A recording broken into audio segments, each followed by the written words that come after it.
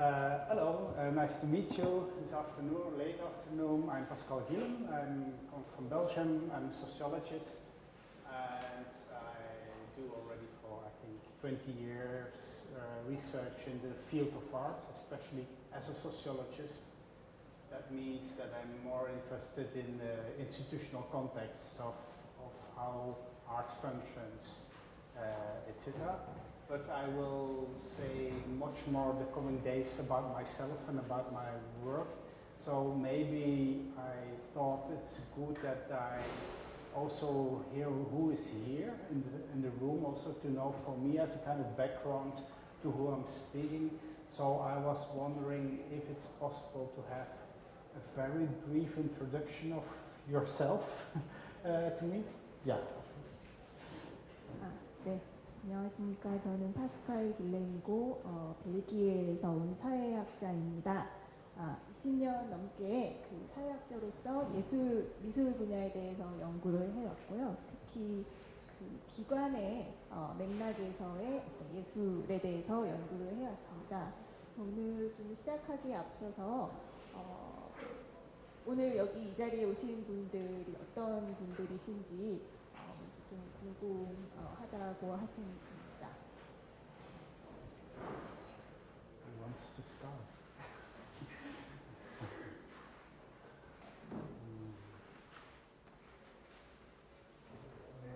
계신 분들은요, 지금 이제 개인 작업하시는 분도 계시고, 개인 작업하시는 분도 계시고, 맥락미술센터에서 교육을 받아하시는 분도 계시고요.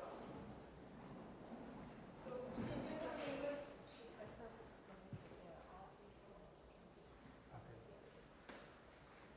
네, 김진규 선생님은 지금 고등학교 교사 30년 동안 해오신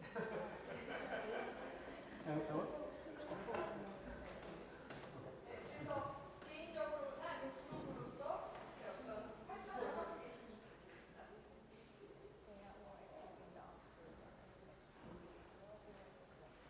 Okay. 학생들 같습니다. Okay. All professionals. Okay, thank you. Then I know who I'm talking to, I hope so. Please don't mind, because I understood we will take a very long trick, sessions of 3 hours lecturing. Don't mind to interrupt me immediately when you have questions or comments or critique. Just shout it out and come in, that we can start much more a dialogue than a monologue of my kind. Just maybe something practical. We have Korean translation, so this PowerPoint is in English. This is in Korean. Do I have to? Yeah, I don't know if you have to translate or not. 오늘 강연 3시간 정도 되는 긴 시간이니까요. 그 중간에 혹시 뭐 궁금한 점 있으시거나 코멘트 하실 거 있으시거나 아니면 뭐 비판하실 거 있으시거나 그럴 때는 얼마든지 소리쳐서 이렇게 방해를 하셔도 된다고 말씀을 하셨고요. 그 다음에 이제 슬라이드에 대해서 잠깐 설명을 해주실 텐데요. Okay. And it's a typical style of me to use sometimes concepts literally, sometimes metaphorically, sometimes theoretical, sometimes very practical. And I know this is very difficult to translate in Korean words, so it can be that the words are not that well fitting in the translation between English and Korean. But just point to that, and also then we can discuss sometimes very specific differences, etc. 네, 이제 많은 강연에서 그렇듯이 이제 슬라이드에 보시면 여러 가지 개념들이 나오게 되는데요. 때로는 그 단어들이 직접적으로 사용된 경우도 있고 은유적으로 사용된 경우도 있고 또 이론적인 개념일 때도 있고 실제적으로 사용되는 개념일 때도 있어서 이것이 이제 영어와 한국어 번역하는 일이 쉽지만은 않아서 이제 2개의 버전을 같이 보여드리게 될 거고요. 강연 진행이 되면서 구체적인 영어와 한국어의 차이라든가 그런 것들을 강의가 진행이 되면서 또 말씀도 해주시고 또 함께 이야기 나눌 수 있을 것입니다. 그래서 그 혼자서 쭉 말씀하시는 것보다는 대화의 형태로 오늘 3시간이 진행이 되었으면 한다고 하십니다. Okay. So first, let's start. So in general, I want to talk in 5 days about how art and artists constitute a common city. And all those words have a meaning. The common, I will come up what this means and what the general issue is. And I will go in depth to creative labor and the situation of creative labor in the so-called fancy nowadays creative cities. 네, 지금 슬라이드에 보고 계신 것처럼 오늘 파스칼 길렌 선생님께서 말씀해 주실 내용은 공동도시의 예술적인 구조들에 대해서 말씀해 주실 거고 그 안에 창조적인 노동이라든가 요즘 많이 화두가 되고 있는 창조도시 등에 대한 이야기들이 다루어질 것입니다. And maybe as a kind of red thread through all the lectures, and also this will be also the, let's say, the synthesis in the public lecture on Saturday. I will always relate art to the city, or what we call in Latin the polis, and politics. That are the 3 main concepts I always come back to. Right? 네, 예술을 다루는 데 있어서 항상 그 도시라는 맥락을 생각을 하신다고 합니다. 그래서 그 예술과 도시의 관계에 대해서 이제 집중적으로 얘기를 하실 텐데요. 라틴어로 도시를 뜻하는 폴리스 그리고 폴리틱스 정치 이렇게 3가지 개념이 큰 중심축을 이루게 됩니다. 예술과 도시와 정치입니다. Okay. First, as a kind of background, of introduction of myself, but especially of my work and the lecture, I want to present you a kind of what I call a triangle of my own thinking. And it's very important to understand this, to have it in the back, because it's, for me, it's the glasses I look through and how I describe things, observe things, how I do research, etc.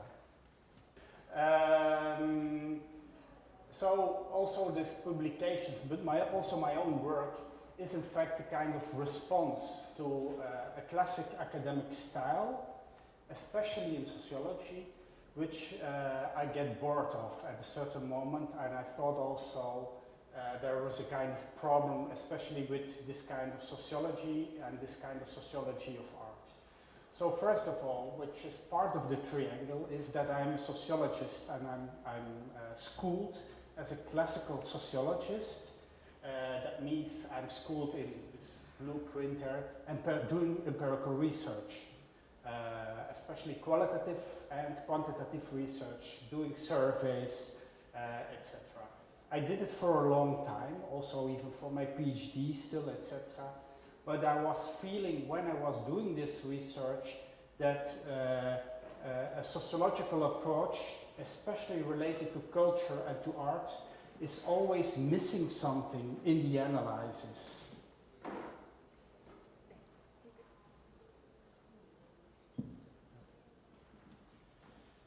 그 삼각 구도의 사고 중에 그 한 축을 이루는 것이 사회학입니다. 파스칼 길렌의 연구는 사회학자로서의 연구인데요. 전통적인 그런 학술, 아카데믹한 연구입니다. 그래서 여기 보시는 것처럼 그 실증적인 연구를 바탕으로 하고 서베이라든가 그런 방법론을 통해서 양적, 질적 연구를 하는 사회학입니다. 그런데 이 사회학 이 예술을 혹은 문화를 다루는 데 있어서 어떤 부분이 좀 부족하다라는 것들을 느끼셨다고 합니다. And especially I saw it with a lot of colleagues of mine who did research in the art field or cultural field, is that they talk always around art, but not about the art itself. and they also, so in my eyes, often, I say often, those sociologists didn't take art and also not the artist seriously in their research. 그동안의 사회학자들의 이제 연구를 보면 그 예술의 주변을 다루고 있지 예술 자체를 다루지 못하고 있다는 문제의식을 가지셨다고 합니다. 그래서 예술사회학, 기존의 예술사회학이 예술 또 예술가들을 본격적으로 다루지 못했었다. 그런 생각을 하셨답니다.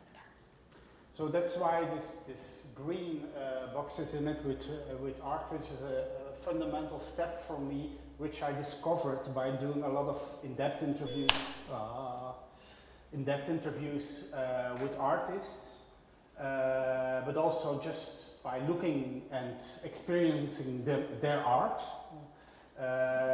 And especially one was very influential of me, artist, is Michelangelo Pistoletto. He was Italian he still is Italian arte povera artist.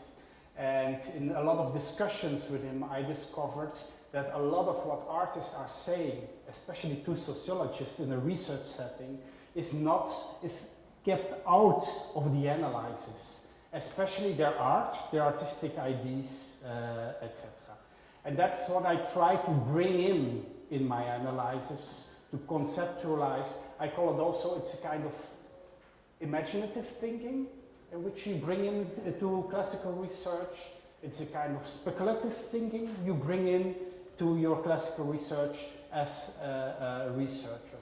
So this is a first important step, going from empirical research to also including this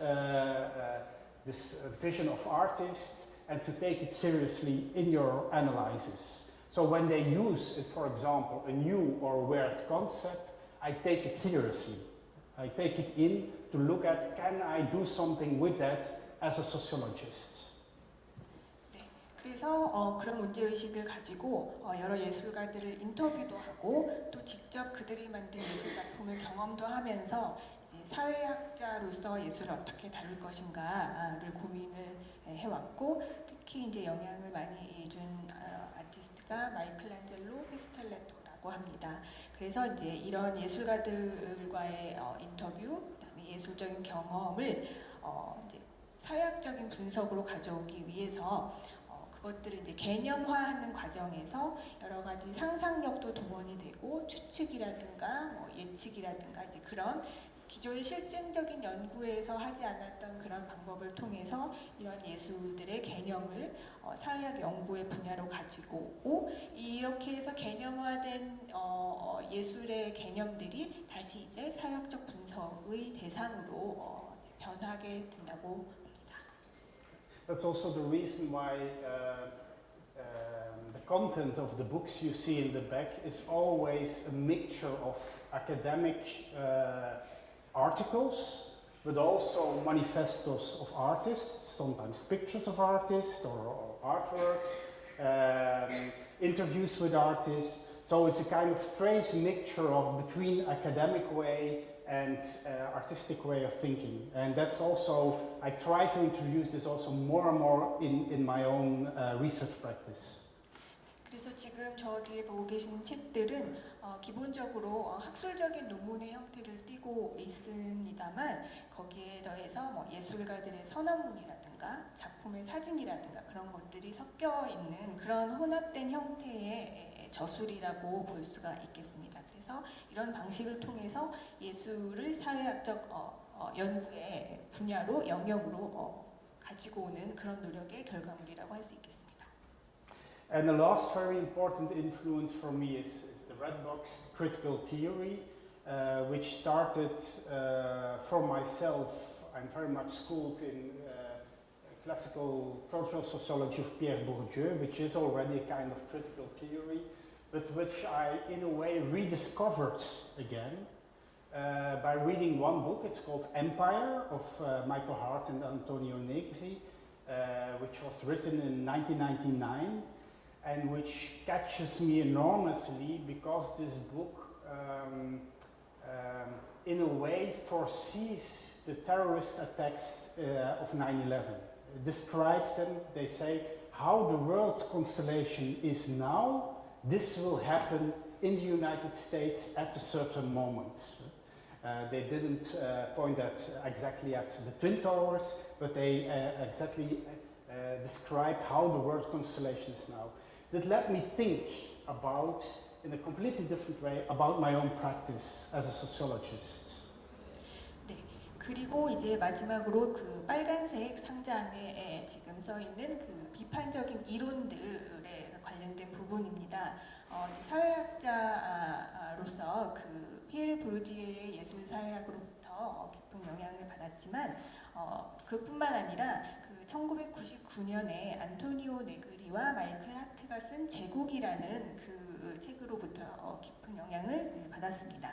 이 제국이라는 책은 지금과 같은 그 세계의 정치적인 환경에서 그 9.11 테러와 같은 일들이 일어날 수 있다는 것을 말하자면 예측을 한 책이라고 할 수가 있겠습니다. 그래서 그 제국이라는 책을 보면서 이 사회학자로서의 그 파스칼 길랭의 본인의 연구, 실천에 대해서 다시금 생각해 보게 되었다고 합니다.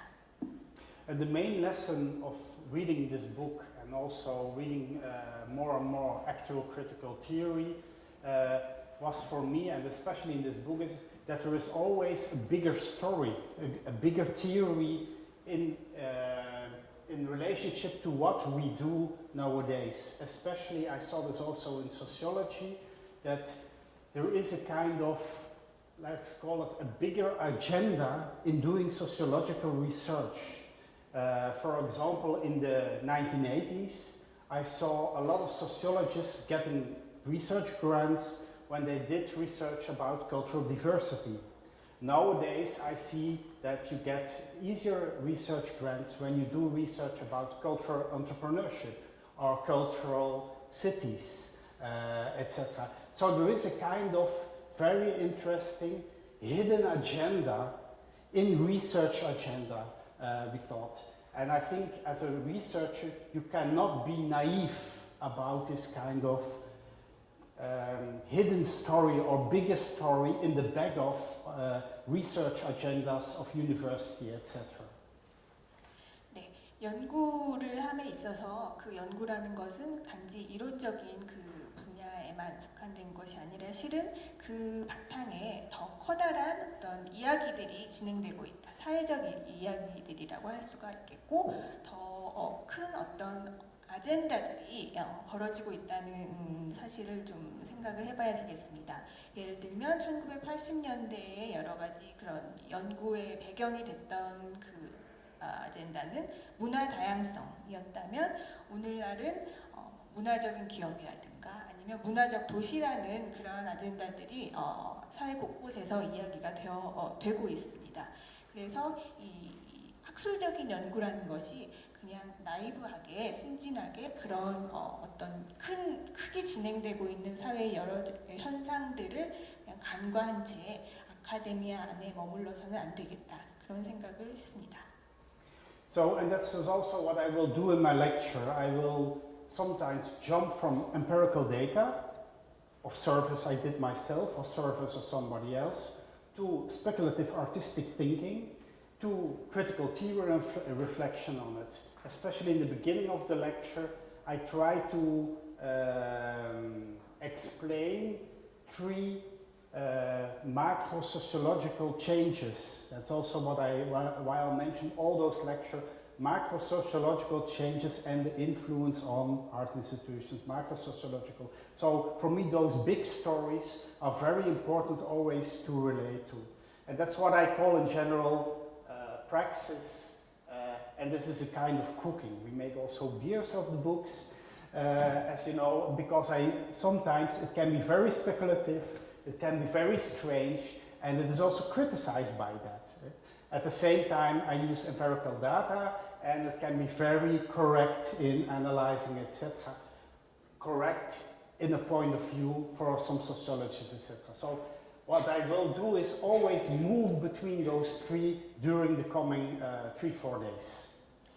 네, 그래서 이번 강연에서는 사회학적으로 실증적인 여러 데이터들을 가져오기도 하지만 예술가들의 상상력 같은 그런 방법을 발휘를 해서 여러 가지 그 실증적인 데이터와 혼합한 방식으로 강연의 내용이 이제 구성될 예정입니다. 그래서 그 강연의 그 바탕이 되는 것은 앞으로 이제 말씀드리겠지만 세 가지 거시적인 사회학적 변화, 또 그 안에 담긴 미시적인 변화를 오고 가면서 이야기를 전개해 나갈 텐데요. 지금 가운데 보시는 것처럼 이 바탕에 있는 책들이 실은 맥주병의 표지처럼 또 사용이 될 수 있다. 이런 약간 발상의 전환 같은 것을 통해서 이야기를 좀 풀어나가려고 합니다. And that's what I call performative. It's spelled out, I think. What I call performative research, it means also we try to really influence by doing research art organizations, but also politicians, etc., by doing very direct research, sitting in the debate at the moment when it's happening, etc.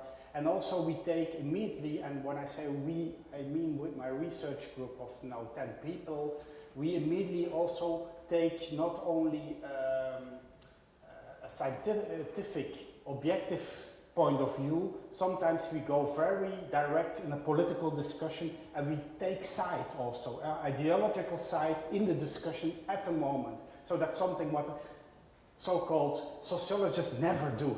This kind of you should in the academic world we do this.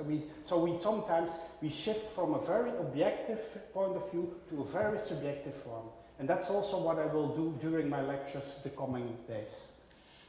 그래서 이와 같은 수행적 연구에서는 그 기존의 사회학 연구가 굉장히 객관적이고 과학적이고 실증적인 연구였다면 이와 같은 수행적 연구에서는 예를 들어서 어떤 정치의 문제를 다룰 때 연구자가 이 정치적인 어떤 서로 다른 견해들 중에 하나를 나는 이런 견해를 갖고 있다라는 것을 표명을 할 수 있다, 이렇게 이제 보고 있습니다. 그래서 기존 사회학에서는 절대 할 수 없는 객관적이고 중립적인 연구자의 자세가 아니라 때로는 이 수행적인 연구에서는 누구의 편을 들 수도 있고 어떤 입장을 지지할 수도 있다.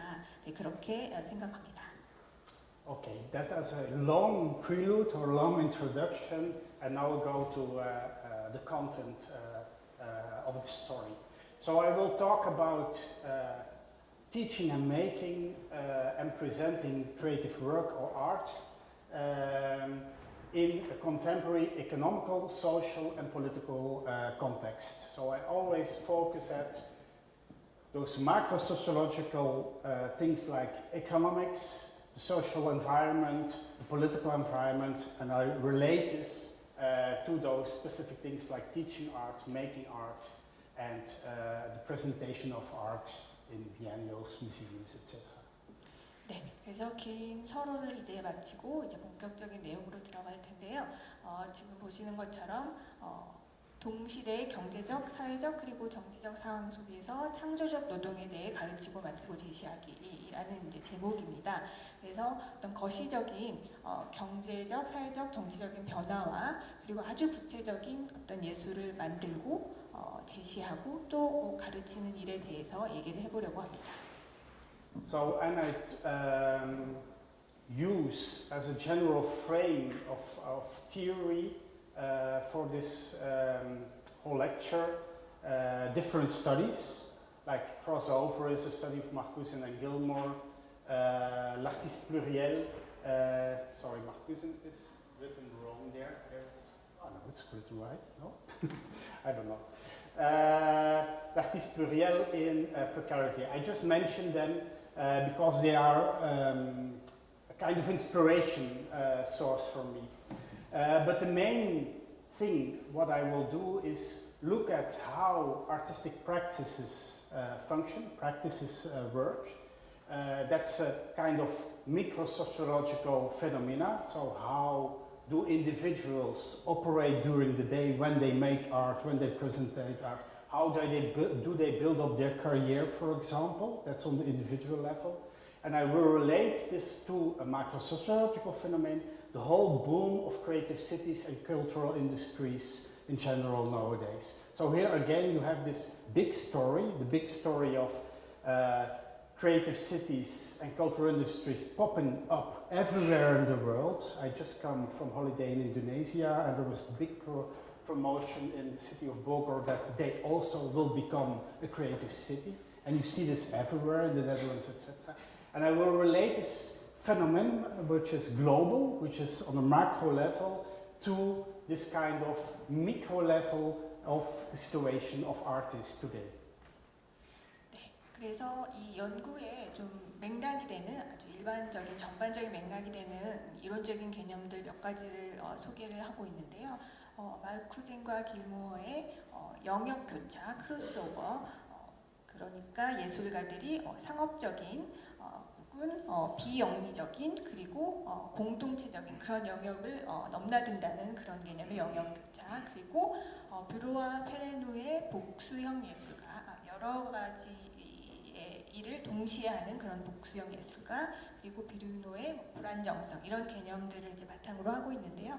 기본적으로 아까 서두에서도 말씀드렸다시피 어떤 이런 구체적인 어떤 예술가들의 작업 방식 그리고 실천의 방식들이 어떻게 거대한 그런 글로벌한 그런 담론과 현상과 연결을 지을 수 있는가가 이제 주된 관심사입니다. 그래서 특히 그 창조도시라는 요즘에 많이들 이야기하고 있는 창조도시, 문화산업 등등의 개념들, 지난주에 휴가를 보내셨던 인도네시아에서도 창조도시라는 그런 이야기들이 굉장히 활발하게 진행이 되고 있다고 합니다. 그래서 이런 거시적인 어떤 현상들과 구체적이고 미시적인 예술 실천의 관계에 대해서 좀 논해 보고자 합니다. And I will try to tackle several questions the coming days with you. All those questions are related to research I did in the past, and I've written books or research reports about this. And these are the questions I want to tackle with you the coming days. The first one is, what happened with artists the last 35 years? Why those 35 years? I come up later. What is the meaning of those 35 years? But that's one general question I had for several researchers. How did artistic careers develop the last 35 years? Second question is, what happened with their career? Is it become more hybrid? Do they mix up things? For example, do they mix up making autonomous art and at the same time making commercial websites, etc.? It's a phenomenon we detected, and we were said also that happened. We want to figure out what is this hybridization of an artistic practice about, how does it function, is it change at all? And of course, what are also the causes of this kind of hybridization of this practice? Is it an economical reason that people try to mix or try to combine different practices, commercial and not commercial ones, for example? Or is it an artistic choice? Like, for example, an artist can be a DJ to earn money, or an artist can be a DJ to have it as an artistic practice. It's a completely different definition. So there are already 3 questions I want to ask, but there are coming others. 네, 그래서 지금까지 연구들을 관통하는 어떤 질문을 먼저 말씀을 드릴 텐데요.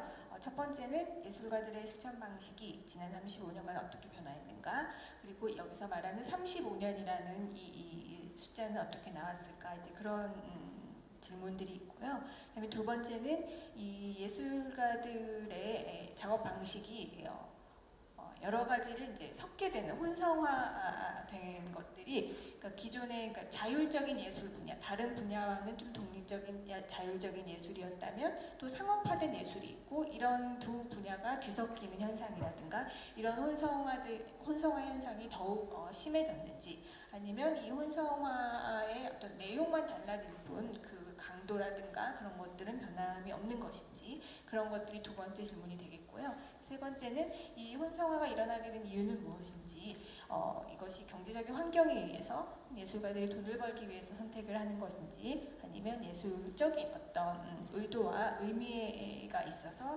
혼성화가 일어나는 것인지 라는 질문이 있을 수 있습니다.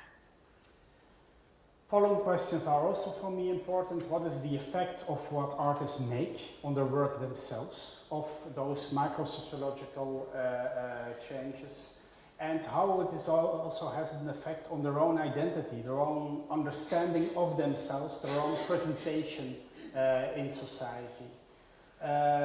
Another question is also what are professional expectations of this new kind of artist who functions in a hybrid way. How does the artist uses culture, cultural environment, the culture in which he lives or she lives at a certain moment, but also how does this culture uses the artist again. So this relation between art and culture in general in an anthropological sense is for me an interesting or an important question. And the last or the seventh one is the possibilities for cultural policy, politics in general. How do we respond as politicians or making politics in general? How do you respond on those shifts in society? 네, 그리고 네 번째 질문은 이러한 혼성화의 현상이 예술가들의 정체성에는 어떻게 영향을 미치는가, 사회에서 예술가란 어떤 사람들인가라는 정의에 영향을 미치는지에 대한 내용이고요. 다섯 번째는 이 새롭게 등장하는 예술, 혼성화를 통해서 새롭게 등장하는 예술을 전문가들은 어떻게 내다보고 있는가. 그리고 여섯 번째로는 예술과 문화가 서로를 어떻게 사용하고 전유하는지를 약간 인류학적으로 좀 바라보는 질문이고, 일곱 번째는 이러한 현상, 예술의 변화에 대한 어떤 정치적인 반응 혹은 대응은 어떤 것인가 라는 질문입니다.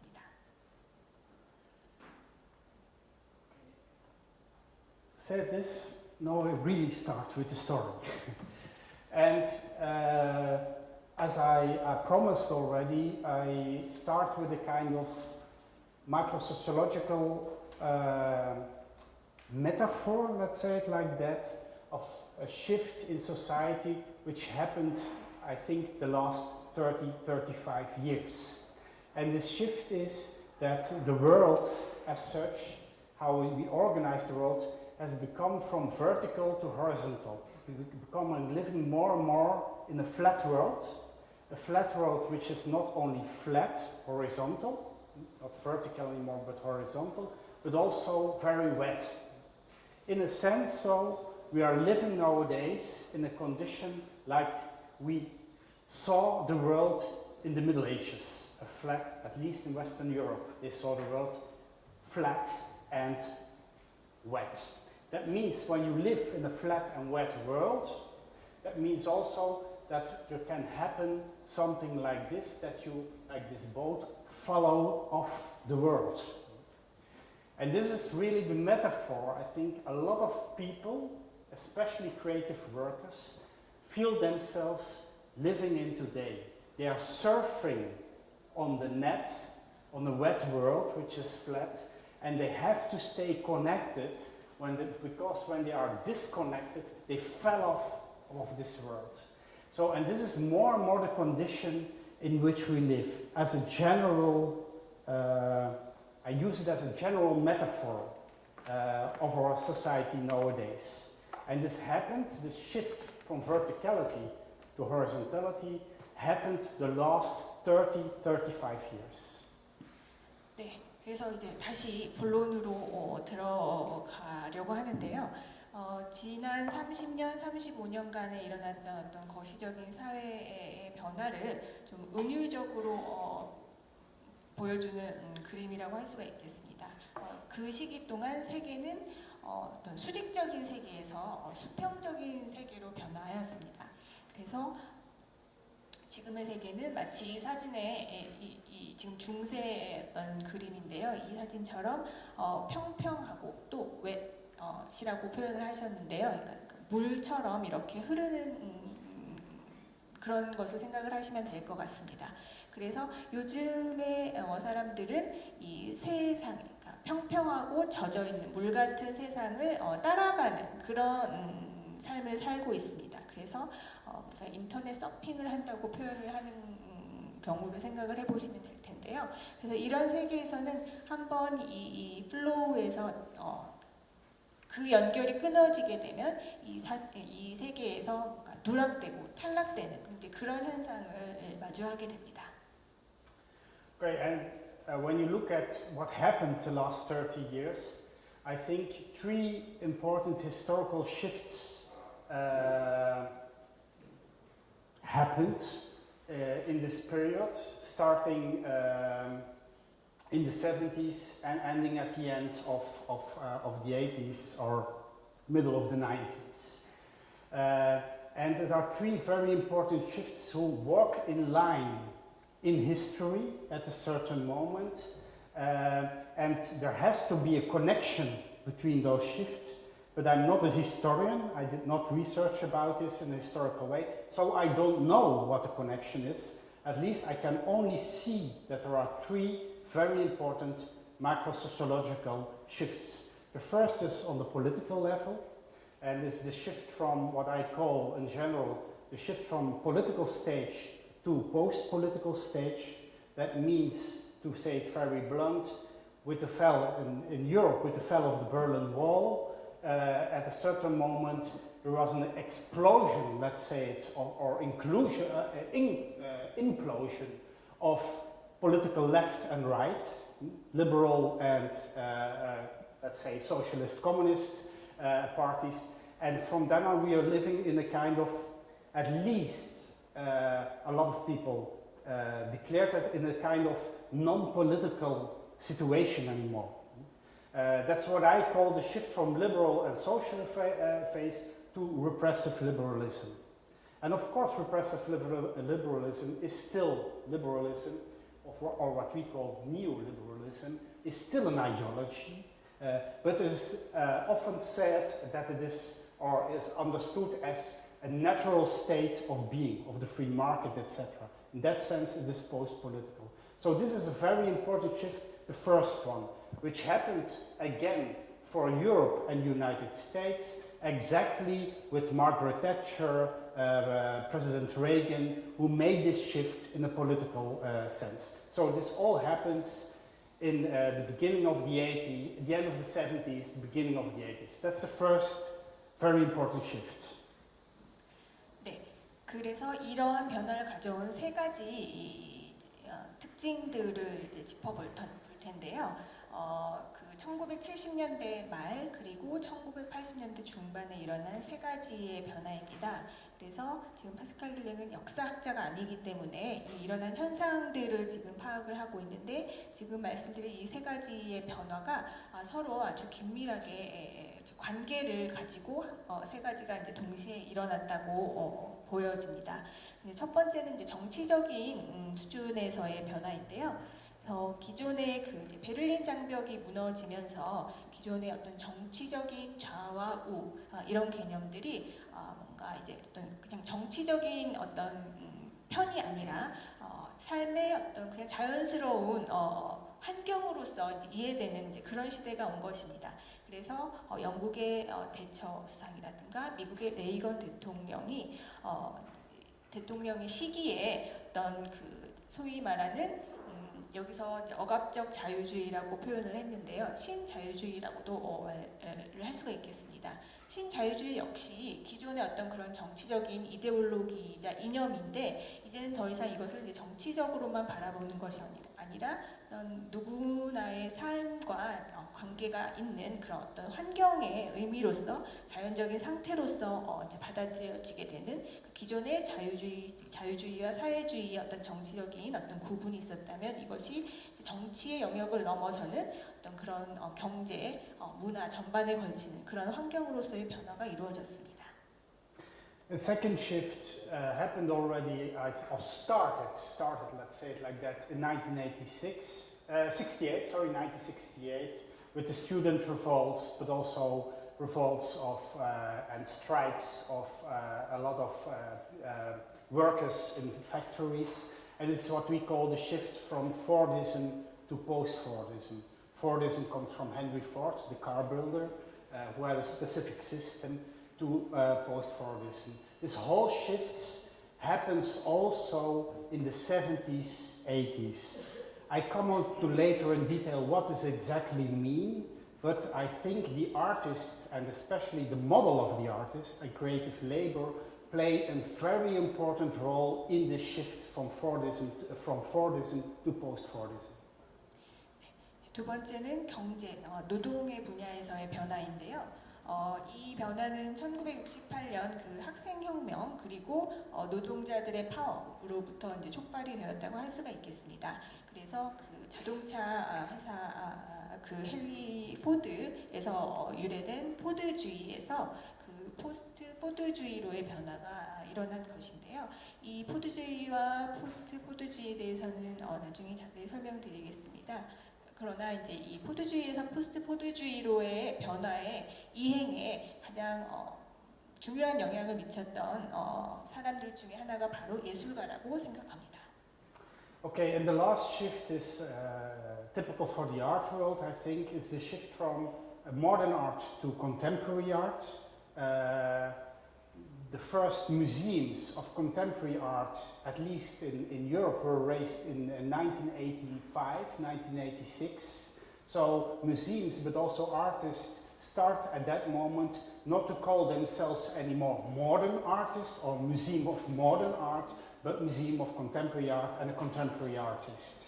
So again, this is a shift in time, at the same time as there was a shift from liberalism to neoliberalism, and from Fordism to post-Fordism.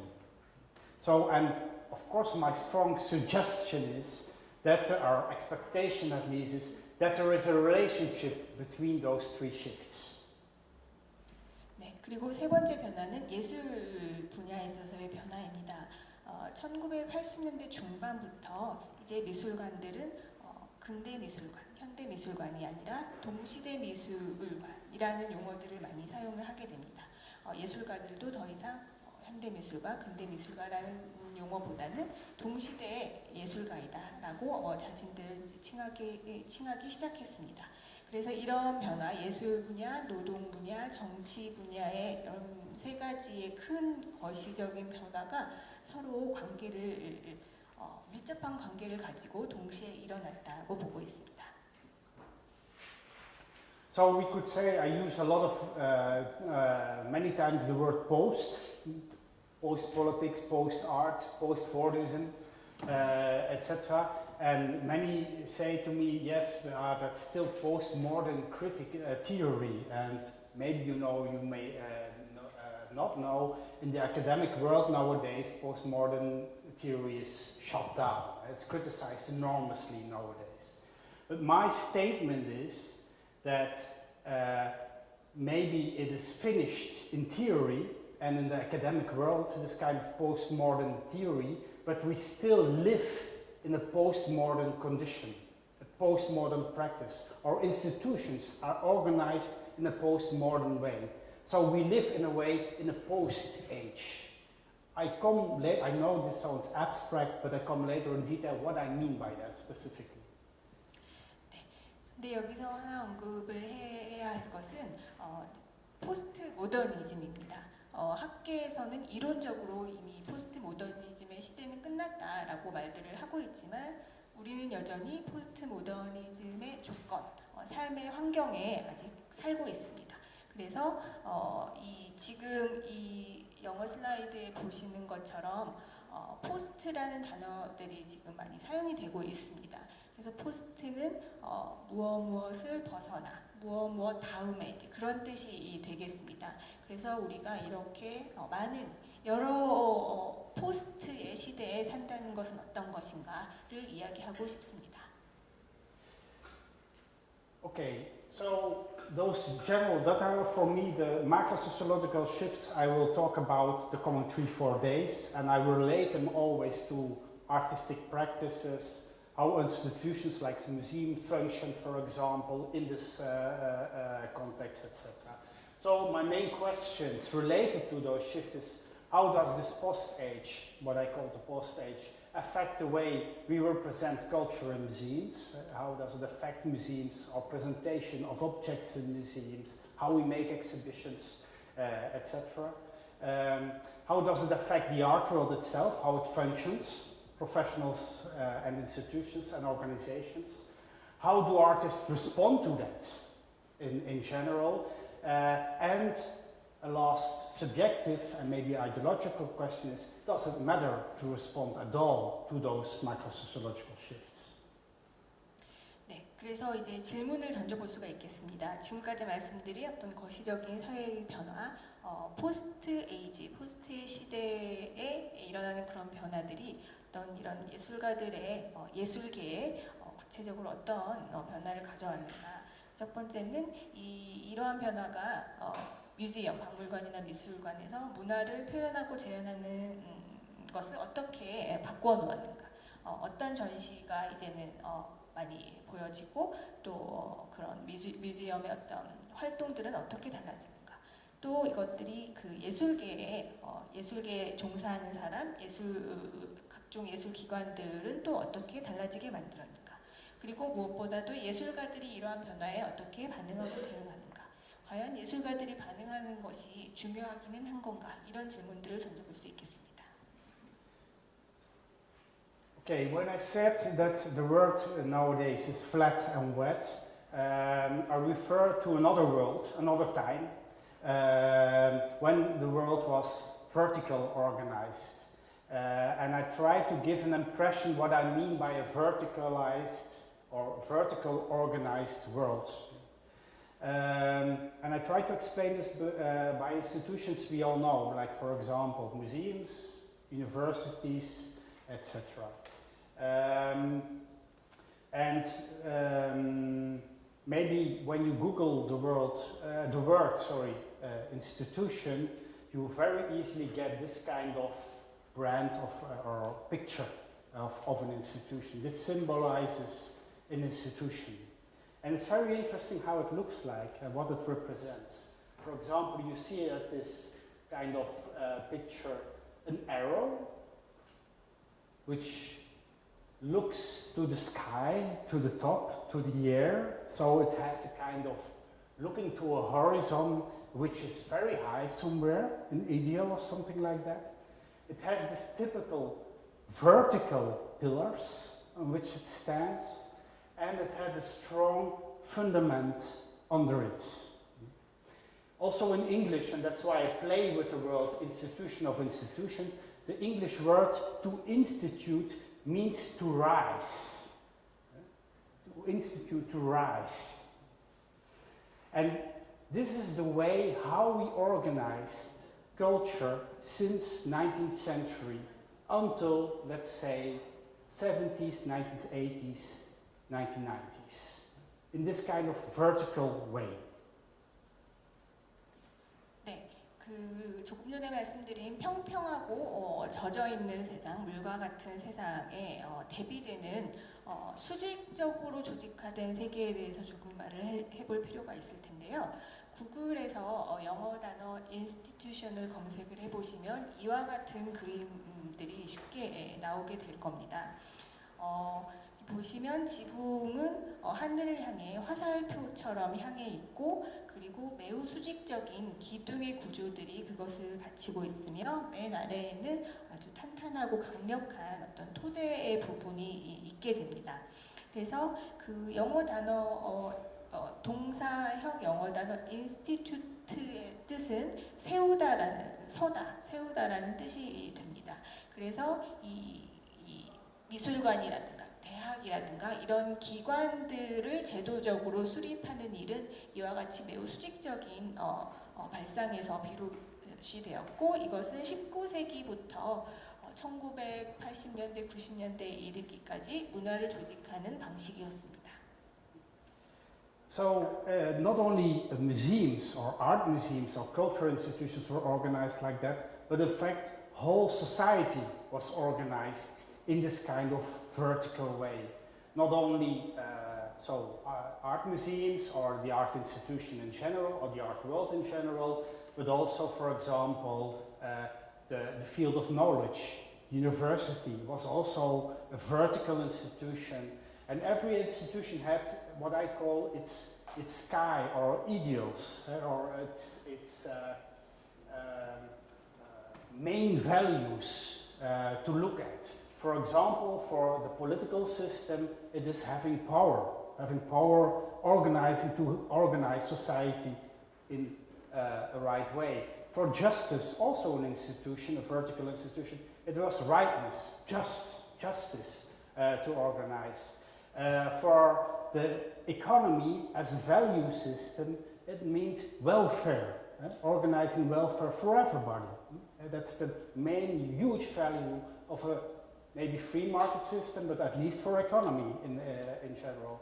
For universities, evolution in knowledge, etc. These are the things to look at. So every institution and this vertical organizing had organized as also its own grandeur, its own big things to believe in, to organize it. It had its own organizations, like in the art world, it was organized by museums, very specific institutions, theaters, etc. For the world of knowledge, it was the university which organized it, and they had all their own histories and their own archive to stand on, their fundament to stand on, their beliefs, etc. So again, very important, this vertical organization of the world in general. And the next step, a very important thing is also, there is a huge and a very important border between those different vertical pillars. And you cannot cross this border without being sanctioned. For example, you cannot, as a politician in political field, let influence you by very powerful private companies who pay your elections or pay your campaign to become a president. Then you get the moral finger when you do this. So those institutions, and this is very important, protect also, they have their own rules and they protect their own autonomy in those systems. 네, 이러한 수직적인 구조는 미술관이나 미술계뿐만 아니라 모든 사회가 이러했습니다. 그래서 지식의 기관인 대학교도 이와 같은 구조로 구성이 되었고요. 그래서 이런 모든 지식의 기관, 또 정치의 기관, 또 정의, 공정, 법률의 기관, 또 경제적인 기관 모든 것들이 이러한 기둥과 같은 수직적인 구조로 조직이 되면서 그들이 추구하는 이상적인 하늘과 같은 그런 주된 가치를 가지고 있었습니다. 그래서 정치 시스템인 경우에는 사회를 조직할 수 있는 권력이 추구하는 가치가 되었고, 그 다음에 법률 기관들에 있어서는 어떤 정의로움, 공정함이 그런 가치가 될 테고, 또 경제 시스템에 있어서는 풍요로운 삶, 복지 이런 것들이 이제 주된 가치가 되어서 이의 이상적인 가치에 대한 신념을 바탕으로 구축이 되게 되고, 또 그 아랫부분, 이 슬라이드에 보시는 아랫부분들은 각 시스템, 각 제도들, 각 기관들이 저마다의 역사를 가지고 있어서 그것에 축적된 아카이브가 기본적인 토대를 이루게 됩니다. 그런데 여기에서 중요한 것은 이 각기 다른 제도들, 기관들 사이에 아주 뚜렷한 경계가 있었다는 것입니다. 그래서 이 어떤 특별하게 위임을 받지 않는 이상 이 제도들 간의 경계를 뛰어넘는 것은 어려웠습니다. 예를 들어서 정치가들이 어떤 선거 캠페인에 어떤 경제 분야의 기업가들의 후원을 받는다든가 하는 식으로 특수한 경우가 아니고서는 이 제도들 간의 경계는 뛰어넘을 수 없는 것이었습니다. So when I talk about this vertical world and the shift from this vertical world to a horizontal world, it means also that there's happening something with those borders between those fields. They become hybrid, they are becoming confused. 네, 그래서 이제부터 말씀드리고자 하는 것은 이러한 제도 기관들 간의 경계들이 혼성화되거나 혹은 뒤섞이게 되어서 혼란스럽게 되는 상황을 말하고자 합니다. So I will give an example for my own work field, the university. In the university, when you want to become 20 years ago, let's say, or 30 years ago, a full professor, so from, let's say, assistant professor to full professor, you had to publish a lot. You were controlled by the peers, your own values, and you had to contribute knowledge to evolution in your own field of knowledge. Nowadays, we have a system, for example, I was in the Netherlands for 10 years, of the tenure track, it is called. And in my contract of the tenure track, to become from an assistant professor to a full professor, was literally mentioned that I have to bring in 300,000 euros to become a full professor in the tenure track. So at that moment, when this is contracted, you are obliged to deal with other fields, with the economy, private people or private companies who give you assignments, or the government, politics, who give you assignments, etc. So at that moment, there's a kind of very strange confusion about your own value system and value system of other fields. And there is a kind of hybridization of those fields. 네, 이 기관 제도들 간의 경계에 대해서 예를 들어 말씀을 드릴 텐데요. 대학교의 예를 든다면 예를 들어서 20년 전만 해도 이제 조교수에서 정교수로 되기 위해서는 논문을 많이 써야 되는 그 지식의 발전에 본인의 연구로서 기여해야 되는 그런 내용들이 중요했다면 지금 현재 네덜란드에서 한 10년 정도 학교에서 가르치고 계시는데요. 정년 교수가 되기 위한 계약 안에는 일정 금액 이상의 연구비를 따와야 된다. 이러한 경제적인 개념이 이 교수의 대학과의 계약 안에 이제 들어가게 된다고 합니다. 그래서 이 기존의 분리가 서로 따로 떨어져 있던 경제 분야와 이 지식의 분야가 하이브리다이제이션, 혼성화되고 있다는 그런 설명입니다. So also the decision of what is, for example, real knowledge in the pillar of evolution is not anymore decided by not only decided anymore by the peers and my colleagues, it's also decided by what others want, like government or what, for example, the free market wants at a certain moment. So the decision of what is relevant knowledge and not is decided also by others, and there the whole hybridization starts. 네, 그래서 그 대학교에서 말하던 진짜 지식이라 함은 예전에는 그 동료 연구자들이 인정한 학술적인 논문에 의해서 판단이 되었다면 이제는 그뿐만 아니라 정부가 대학에 원하는 것, 정부가 교수에게 원하는 것, 또 시장 경제에서 대학에 원하는 것 등이 모두 고려가 되는 그런 현상입니다. 그래서 이 지식이 과연 우리 사회에 합당한가 적당한가 그런 것에 대한 결정이 이제는 이 대학 아카데미아라는 이 제도 기관 안에서만 결정되는 것이 아니라 다른 분야의 그런 행위자들에 의해서 이제 결정이 되는 그런 세상입니다. And the same happens, for example, in the cultural field or the art field. We see nowadays more and more that boards of museums, for example, are pushed by, when they are public institutions, by governments to get so much people, visitors in the museum. When there are private museums, but also public museums, they are asked to bring in so much amount or percentage of own income, for example. And this is the kind of indirect pressure on decision about art. I will come up later to a lot of examples of this, but one main example will be always the Guggenheim Museum in Bilbao, in Spain, which was built, I think now, 15 years ago or something like that. But what is interesting is, for example, is that decisions made for exhibitions in this museum are not only based on artistic quality or something like that.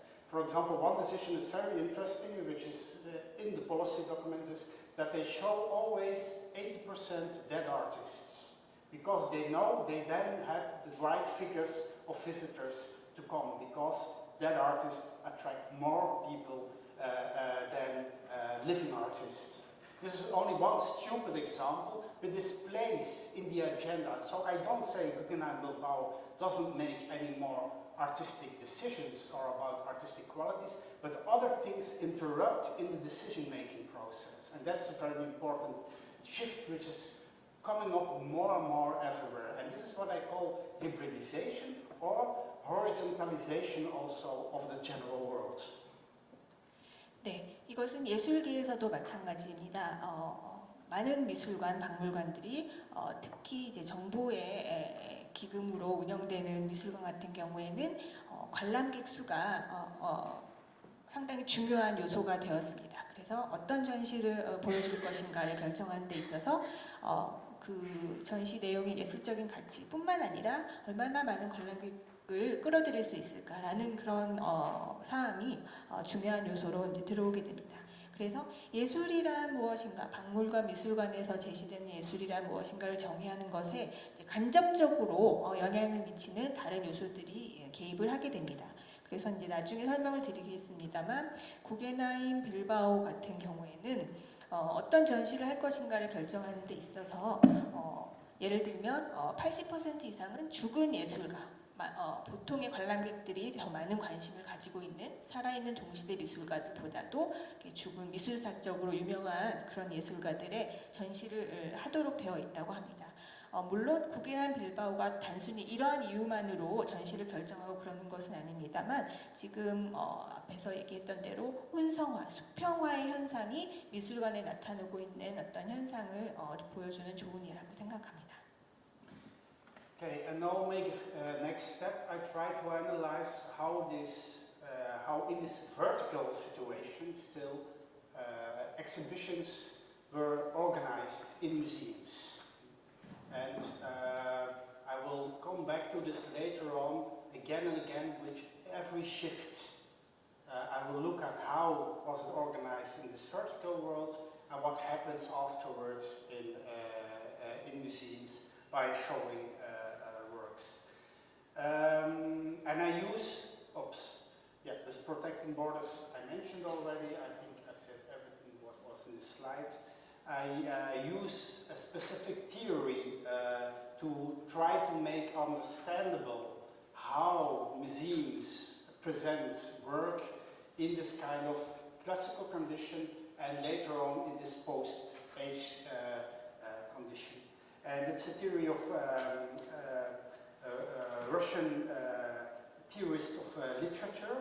It's Mikhail Bakhtin, and he uses the concept of chronotopes or chronotopy in his work to analyze the relationship between time and place, time and space. To analyze, in his case, novels. But I use this theory to analyze how museums present in this vertical, classical, modern condition work in museums. That's the first step, and I will come back again and again, I think 2 times after this one time, so 3 times in general, during my lectures about the shift. 네, 그래서 이제 지금까지 설명드렸던 어떤 역사적인 변화에 대해서 앞으로도 계속 다시 언급을 할 텐데요. 이제 어떤 구체적인 이론 하나를 설명을 드리려고 합니다. 그 러시아의 문학평론가인 문학평론가이자 이론가인 미하일 박친의 뮤지엄 크로노토피라는 용어인데요.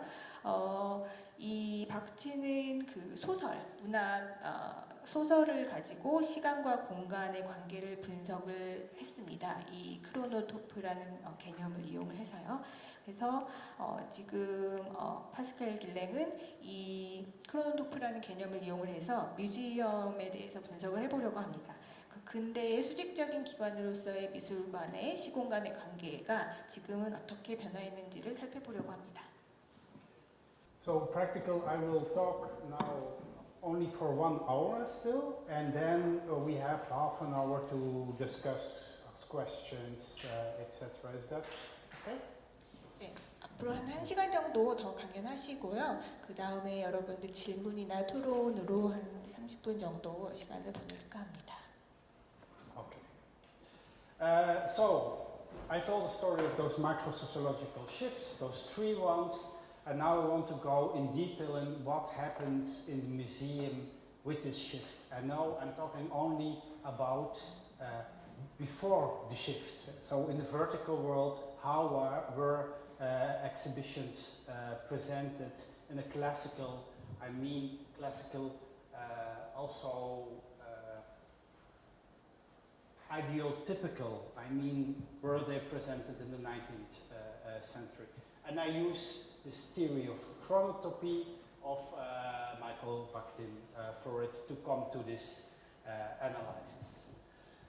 And this theory, and also theory about how to present art in museums, how to make exhibitions, is based on a very important thinking in historical philosophy, which was introduced by 19th century so-called sociologist called George Gielen. And one very important quote of him for me is this one.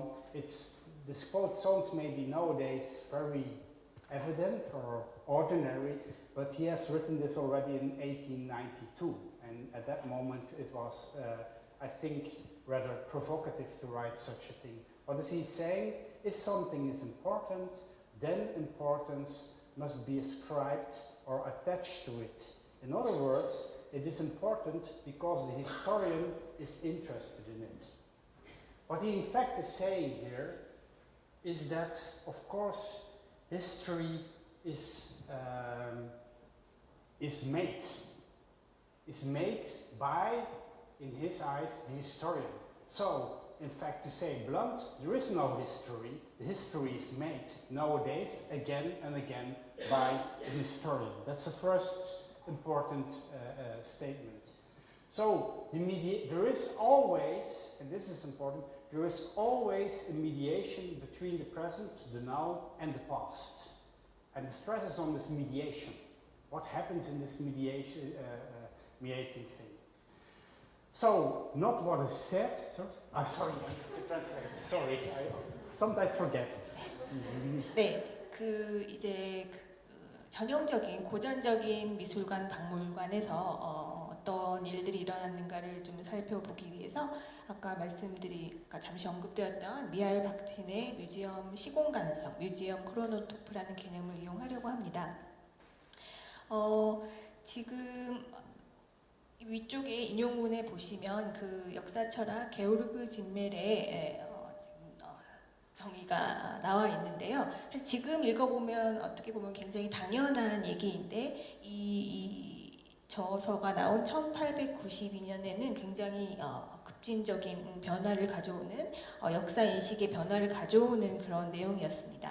그래서 어떤 것이 중요하다면 그 중요성이 반드시 그 대상에 속하거나 연관되어야 한다. 다시 말해서 그것이 중요한 이유는 역사학자가 그것에 대해 관심을 가지고 있기 때문이다 라는 구절입니다. 그래서 이 인용문의 가장 중요한 핵심 중에 하나는 역사는 역사학자가 만든다는 그런 주장입니다. 그래서 현재와 과거는 이 역사학자를 비롯해 누군가의 매개에 의해서 생겨나는 것이고 이 게오르그 진멜이 강조한 것은 이 매개 행위, 중재 행위를 강조하는 것입니다. So this statement has very important consequences. For example, one very important consequence is if we understand nowadays something of history that is not related to what is said about this history, the facts, etc. It is how it is told to us. If it can make a connection with our understanding nowadays what happened in the present. So again, this mediation is very important in our understanding now. 지금 현재 역사를 이해한다는 것은 그 역사에 대한 사실에 대한 것이라기보다는 역사가 어떻게 이야기되어지는가, 다시 말해서 그 과거가 현재에 어떻게 매개되어 전달이 되는가라는 점입니다. So think as an example, very simple, art historian canon. The canon is made, it's a story. It's a story which is made again and again about classical artworks. When the story is not told in the right way, which is acceptable nowadays, we will not accept it anymore as an artistic historical canon. 네, 미술사학자들이 끊임없이 이것이 미술의 전범이다, 규범이다라고 정의함으로써 미술사가 수립이 되는 것이고 이것이 바로 올바르게 가장 좋은 방식으로 예술을 하는 행위이다라는 그 미술사가들의 끊임없는 정의에 의해서 미술사가 성립이 되는 것입니다. So this stresses also the importance of, for example, educational work in the museum or the curator in the museum as a mediator between art historical events or cultural historical events and the present. 네, 그래서 이 미술관이나 박물관 같은 기관에서 중요한 것은 교육 담당자들 혹은 큐레이터들이 이 미술사적인 그런 내용과 오늘의 현장을 매개하는 그 행위가 가장 중요한 것이 되는 것입니다.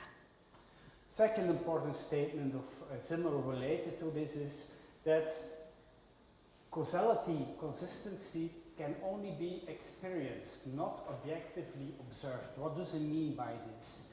It means we know, of course, and we can observe facts in the past. For example, that there was a kind of World War II. We know the fact was there. But the relationship between those facts in time is a story. You can never, because it was in the past, you can never prove there was a causal relationship in it. That's the story which in the past, certainly 19th century, the historian tells us. So you have definitely facts, there are historical facts, of course they are, but the relationship between those facts is made now again and made believable now again also by mediation. 네, 예를 들어 2차 세계대전 같은 역사적 사실은 오늘의 우리가 경험할 수 없는 그런 사실입니다. 그러나 역사적인 그런 사실들 간의 관계 사이에는 이야기들이 생겨나게 되고 그 이야기들의 인과관계 혹은 일관성만을 오늘날의 우리는 경험을 할 수가 있는 것입니다. So again there are historical facts, but historical coherence is a result of interpretation and not a result of objective scientific research. It's interpretation now, again and again and again. 그래서 역사라는 것은 어떤 객관적이고 실증적인 연구의 결과라기보다는 해석의 결과물이라고 볼 수가 있는 것입니다. Okay, second quote what is important for me, again to a relationship of presenting exhibitions or presenting culture and art in this vertical world, is that a sculpture exhibit does not bring together already existing objects, subjects and social groupings to bring them together. Rather, this is an event in which the relevant objects, subjects and social groupings are co-produced. Does that mean an exhibition is not just there as a kind of historical fact which is presented? No, it is made again and again while the visitor is there, while the curator mediated, etc. Again and again and again at the moment when you experience it. 네, 그래서 이런 수직적인 조직의 기관에서 전시, 예술과 문화를 재현하는 전시란 어떤 것인가를 또 다른 이론적인 인용을 통해서 좀 살펴보려고 하는데요. 이 미술관, 박물관 전시에 나와 있는 작품은 여기서의 작품은 예술 작품이라기보다는 관람객들에게 제시된 그것을 통해서 이미 존재하는 어떤 것들을 그냥 함께 보여주는 것이 아니라 그 안에서 어떤 대상, 그 다음에 주제, 사회적인 집단들이 함께 그 현장에서 생산되는 사건인 것입니다.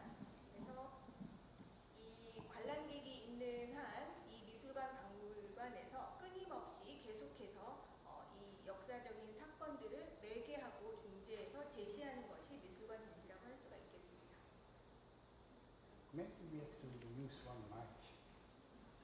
We can give the yeah, because it's. Can you put that?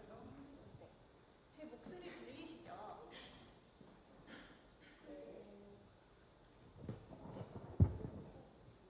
Is it on?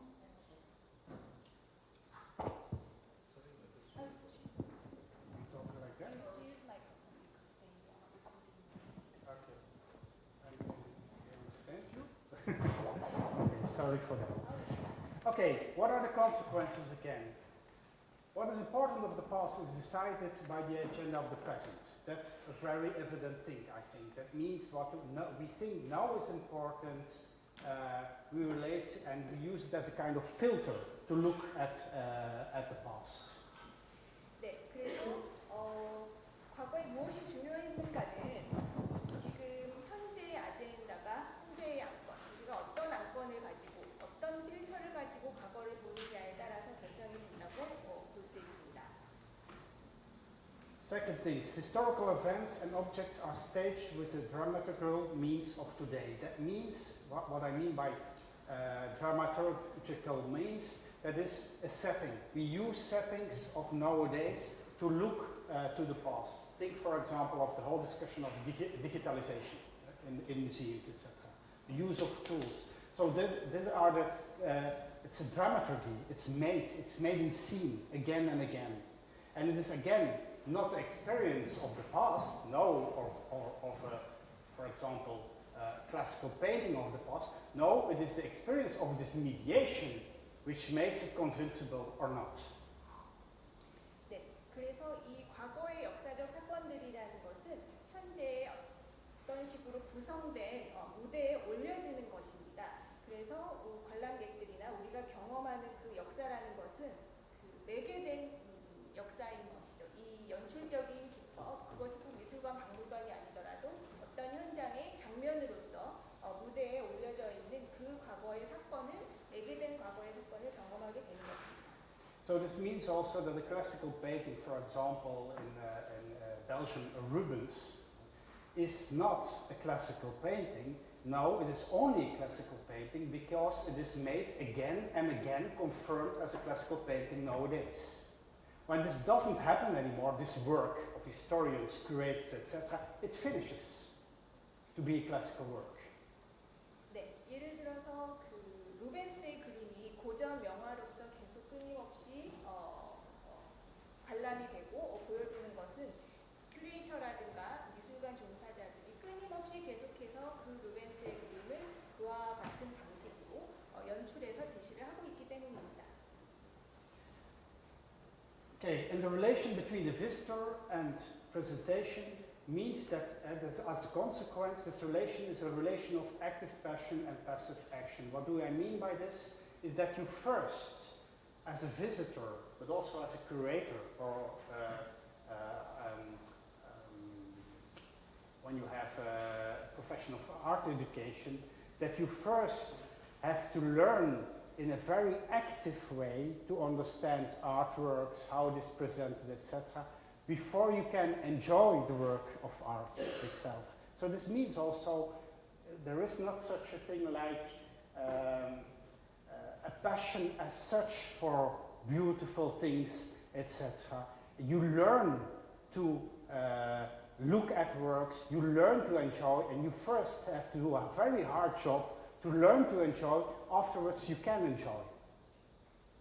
네, 그래서 관람객과 전시 사이의 관계를 좀 살펴보자면요. 제시된 것, 미술관에서 제시된 것과 그것을 향유하는 관람객 사이 관계를 살펴보면 능동적인 열정과 소극적인 행위, 영어로 보시면 그 대비를 더 잘 알 수가 있을 것 같은데요.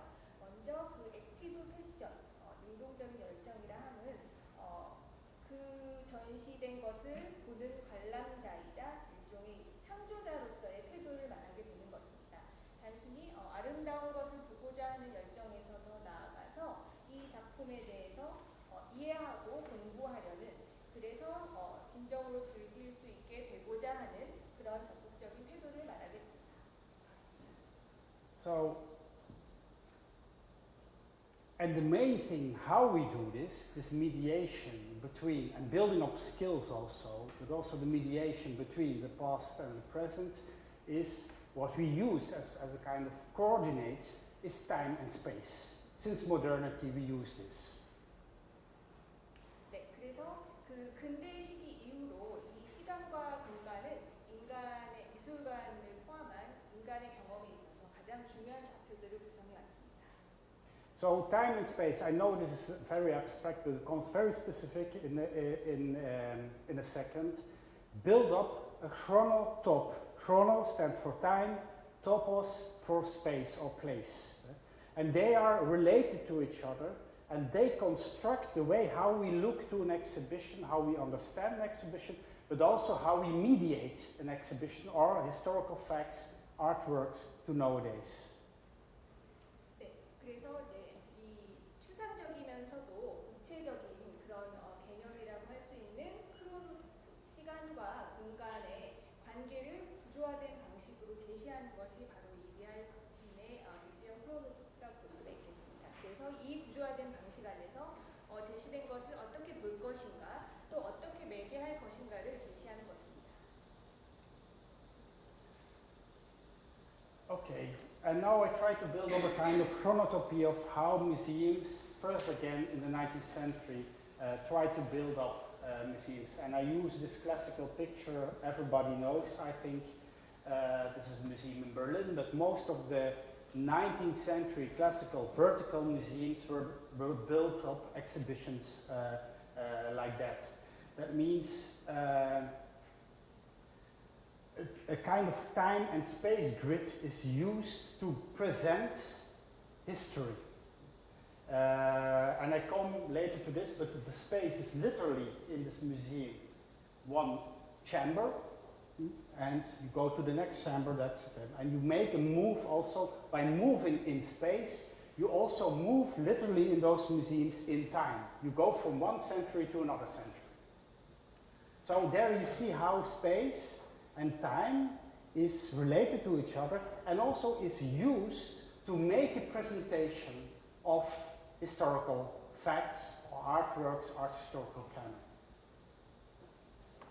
그래서 지금 보여드리고 있는 것은 19세기부터 시작된 전형적인 그런 고전적인 미술관 전시실의 모습입니다. 이 미술사라는 그런 사실을 제시하기 위해서 이와 같은 고전적인 미술관에서는 시공간에 일종의 격자를 만들어서 제시를 하게 되는데요.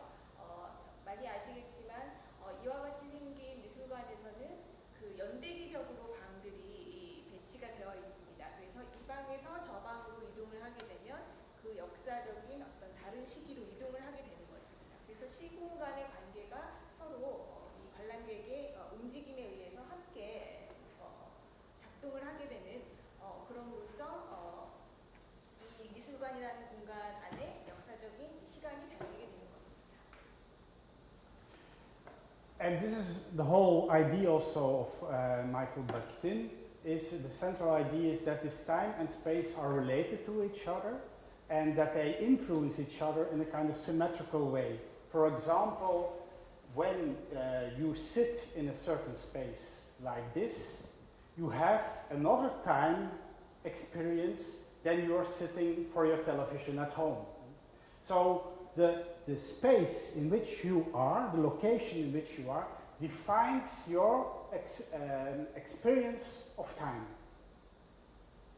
네, 그래서 이것이 그 박틴의 크로노토프라는 개념인데요. 여기에서의 시간과 공간은 대칭적인 것입니다. 그래서 공간상에 당신이 어디에 위치해 있는가가 바로 당신의 시간적인 경험을 정리하게 되는 것입니다. But also the movement in time. For example, you need 1 hour, or I needed half an hour to come here from the hotel. This use of time, experience of time, influences your expectations and your experience of place. 네, 또한 그와 대칭적으로 시간적인 경험은 시간적인 그 경험은 그 장소에 대한 경험에도 영향을 미치게 됩니다. And that's all what a chronotop is about. But I come now very concrete here, very specific how it is used in museums and how it makes a kind of presentation of artworks or historical facts. And I use for this an example in Belgium, Flanders. It's in Flanders Fields. It's a museum of the First World War. And they use a lot of different, what I call chronotops. They use different ways of relating time and space in one exhibition. They combine. In that sense, they are very postmodern. They mix a lot of ways of presenting. But one framework is very modern. So not postmodern, but modern. And that's the first chronotope they use. They give a kind of chronological view on how this were developed, went on in time. So they said the First World War was, here's the time, 1914 until 1918, that are the historical facts. And it was in Ypres, it's a small town in Belgium, where the fight was, that's the place. So time and place are literally in a kind of objective, historical way represented. That's the first chronotope, how they are related. 네, 그래서 지금 사례로 말씀드리려고 하는 것은 벨기에에 있는 1차 세계대전에 관한 박물관입니다. 이곳에는 여러 가지의 여러 가지의 시공간성이 담겨 있는데요. 첫 번째는 근대적이라고 할 수가 있겠습니다. 연대기적인 구성인데요. 1차 세계대전이 언제 일어났고 라는 시간 그리고 어디에서 일어났는지 하는 장소 이 시간과 공간성에 대한 것을 제시하는 것입니다. The second chronotope that is also used is in the museum is what they call a biographical pad. That means literally when you come into the museum you can take a card out of a computer, and this card is, on this card is a name of a person who lived in that time and had something to do with the First World War. So you get a character. And this character makes it possible for you as a visitor to identify with somebody in this time. For example, you are a nurse, or you are, very interesting also, you are Adolf Hitler, who fought in this First World War as a soldier. And very interesting is that people really identify because they found in the beginning of, in the entrance where the machine stands, where you take out the cards, a lot of cards on the ground with Adolf Hitler because nobody wants to identify with Adolf Hitler, and they take another card. But you have a completely other time experience by this figure, because when you go into the museum, you can put this card at several places again, and the story is told about your figure. And the story starts already before the war, and sometimes halfway the war it stops because people get killed, or it goes on like Adolf Hitler a long time after the First War. So it's a completely other time-space experience you have by this chronotope. 네, 두 번째는 전혀 다른 도시 공간성이라고 할 수가 있겠는데요. 이것은 1차 세계대전 때 살았던 혹은 관여했던 인물들로 접근을 하는 것입니다. 그래서 이 박물관에서는 입구에 보면 컴퓨터에서 카드를 뽑아서 그 사람의 일생을 박물관 전시 내내 살펴볼 수 있도록 되어 있는데요. 이 인물들의 일생이라는 것은 1차 세계대전 전에 이미 시작이 되었고 1차 세계대전이 끝난 이후에도 지속이 되는 그런 전기적인 내용을 담고 있습니다. 그래서 이 첫 번째 말씀드렸던 그 시공간성하고는 전혀 다른 시간과 공간을 경험할 수 있게 되는 것입니다. By the way, it's also a chronotope which is often used in computer games. You identify with the shooter because you're in this position. But also a lot of games which are used in museums nowadays to identify with this or use this kind of chronotope, the second chronotope. 네, 그래서 이 두 번째 시공간성과 관련되어서 최근에는 이 일종의 이제 컴퓨터 게임 같은 것을 만들어서 아까 말씀드린 것처럼 이제 카드를 뽑아서 내가 그 인물이 되어보는 그런 식의 관람 경험을 제공하는 박물관인데요. 여기에 더해서 직접 군인이 되어서 총을 쏘아볼 수 있는 그런 게임의 요소까지 들어와 있다고 합니다. Maybe another example to explain the difference between those two chronotopes is the film D-Day. I don't know if somebody sees. There is one version, I think it's made in the beginning of the 1980s, and there's another version of Steven Spielberg, Saving Private Ryan, is it called, made in, I think, beginning of 2000s. And it is a completely different perspective. It tells the same story, but the one is a kind of bird view on the situation. You see, for example, the battlefield. There are the Germans, there are the Americans. So you get chronotop 1. It's in time frame also made. And that's the D-Day. And Saving Private Ryan is a personal view of Saving Private Ryan. It's really, you are in the war at that moment, in between them, like in a game. So you can identify with yourself. So it's another chronotop. And those two chronotops are often used nowadays, mixed in the museum. 네, 예를 들어서 1차 대전에 대한 1980년대에 나왔던 D-Day라는 영화와 또 2000년대 초반에 나왔던 라이언 일병구하기는 같은 1차 대전이라는 주제를 다루고 있음에도 불구하고 전혀 다른 시공간성으로 구성된 영화라고 할 수가 있겠습니다. D-Day라는 영화는 전장의 모습에 그 시공간성에 초점을 맞추었다면 라이언 일병구하기는 조금 전에 말씀드렸던 게임 속 총격수가 되는 것과 같은 인물 중심의 시공간성을 이용한다고 할 수 있습니다. Another chronotop which is used in the museum is contemporary art. They invite young contemporary artists to do something with World War I. They make artworks of it which represent it, etc. But interesting is I've looked at all those works which were made the last 5-6 years in this museum. They have in a way the same story. That is the story or the message, let's say the message, that war is universal. So it's a kind of timeless, no time message. It's always, there is always war, or there's always the chance of war.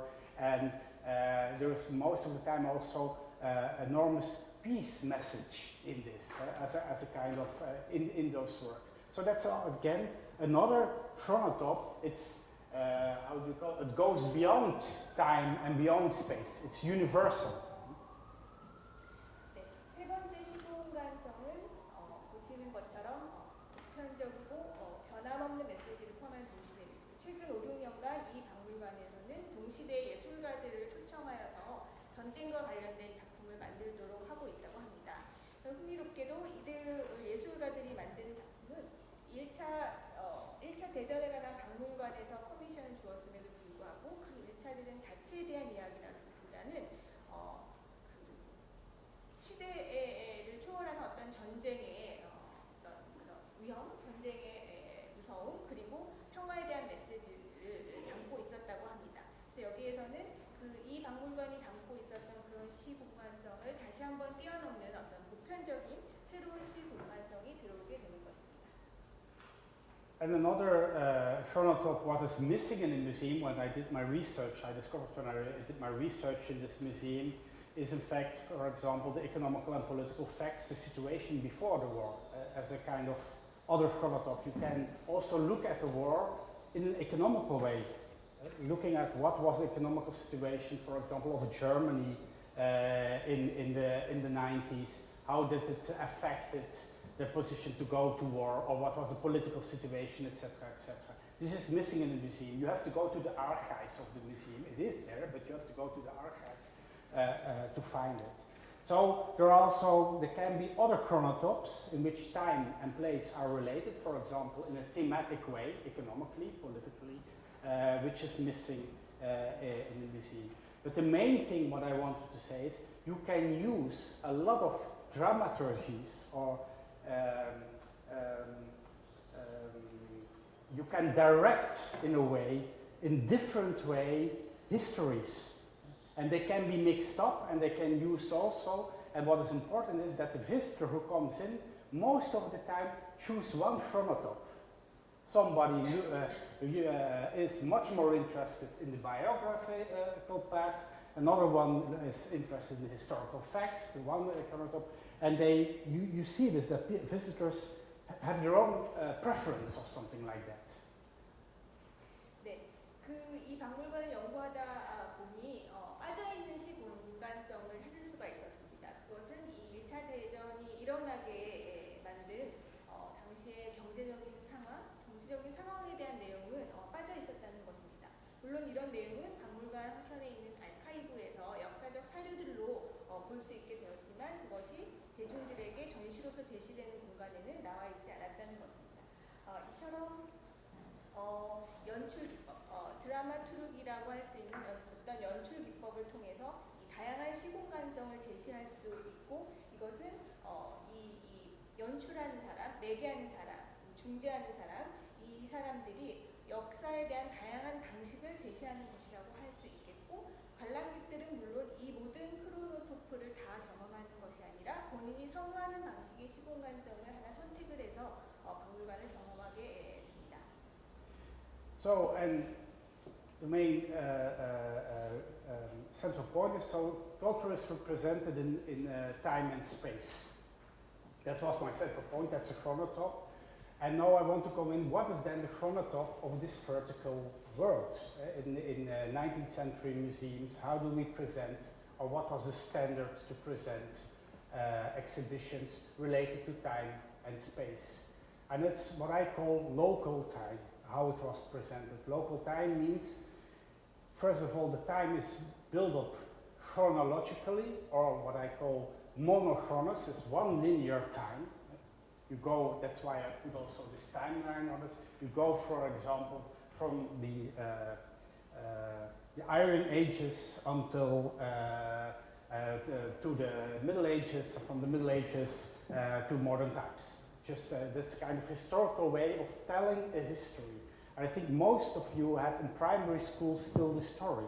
We had a kind of, when I was in primary school, in the first year, we had a kind of line on the wall with dates and facts which happened on this line. This is a typical way of telling history in a chronological, monochronological way, one timeline, and it is related always to specific places. One place, at that place, this city, or there on the country, happened that.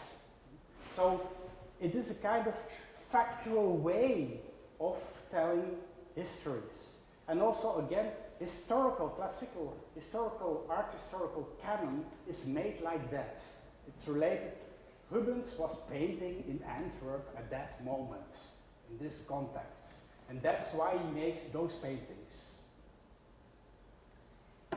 그래서 지금까지 말씀드린 것을 요약하자면 그 19세기의 어떤 수직적인 기관이었던 미술관에서 문화와 역사를 시공간상에 재현하는 방법은 먼저 로컬 시간성을 가지고 있다는 것입니다. 여기에서 말하는 로컬 시간이라 함은 그러니까 그 베를린 미술관의 모습에서 보신 것처럼 연대기적으로 혹은 모노크로노스라고 표현을 하셨는데요.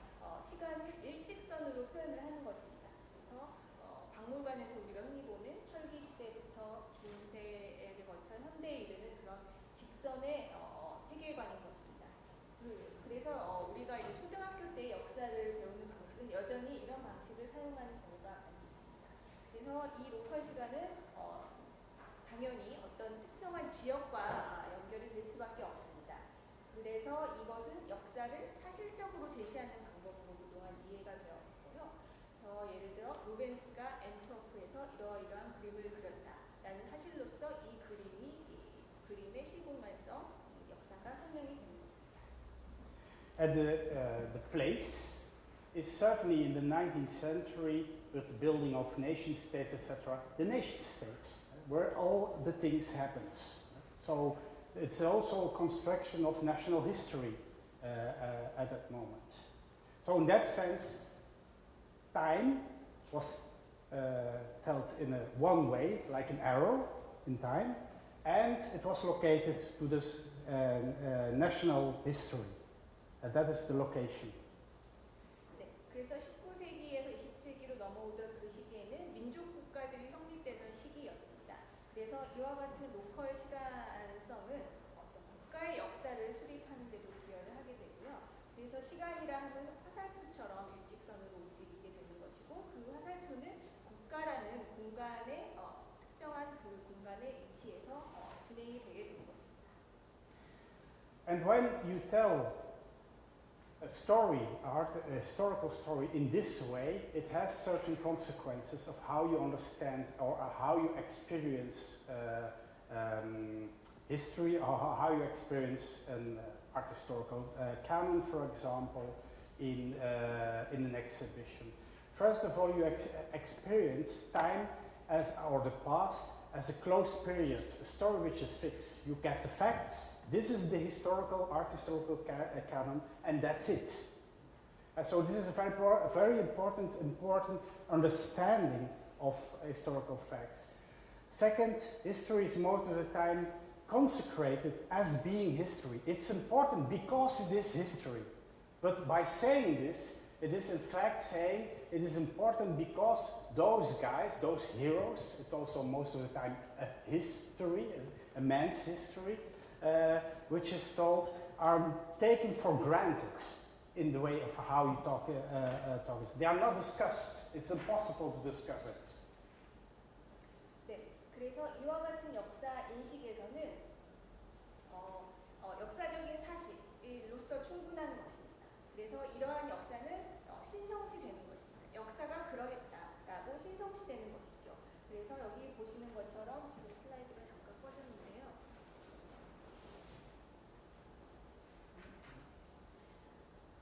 그래서 이 19세기 이 당시의 어떤 로컬 시간과 민족국가라는 배경에서는 과거란 고정되어 있고 끝난 시대인 것입니다.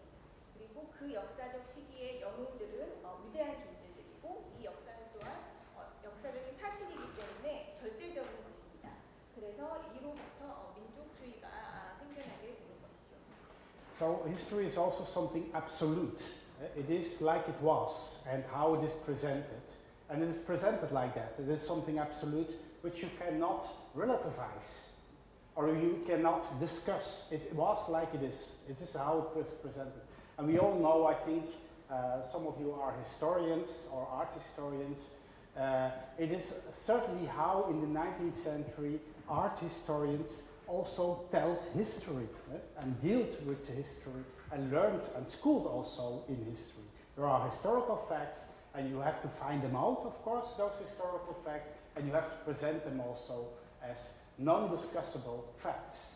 But it's very tricky or very strange when you see that also art historical canon was built like that as a kind of historical fact in this kind of nationalist or context of nationalism even, where it was always related also the great Rubens to, for example, that was the lowlands at that moment, or the Netherlands or the Dutch at that moment. So you get a kind of very ideological way of telling histories, but it is presented as just facts.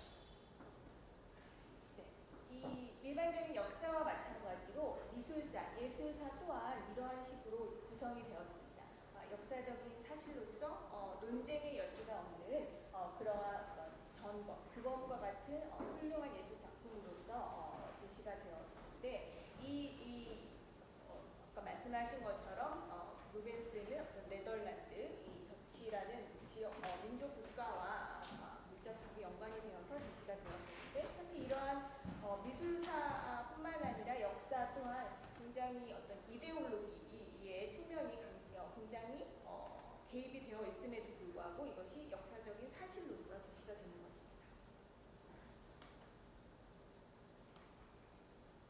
Shall I take the Korean version? 다시 로그인을 하도록 되어 있어요.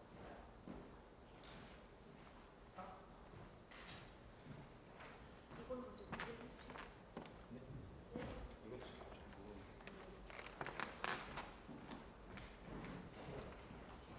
So, but to finish the story is that this kind of presenting artworks or culture in general in museums was a way of socialization. That means bringing people and let them believe in a kind of national culture. Socialization means, I come later to this, what the process of socialization means, but it means that you bring people in a kind of order, social order, without questioning this order. It is presenting it as real facts.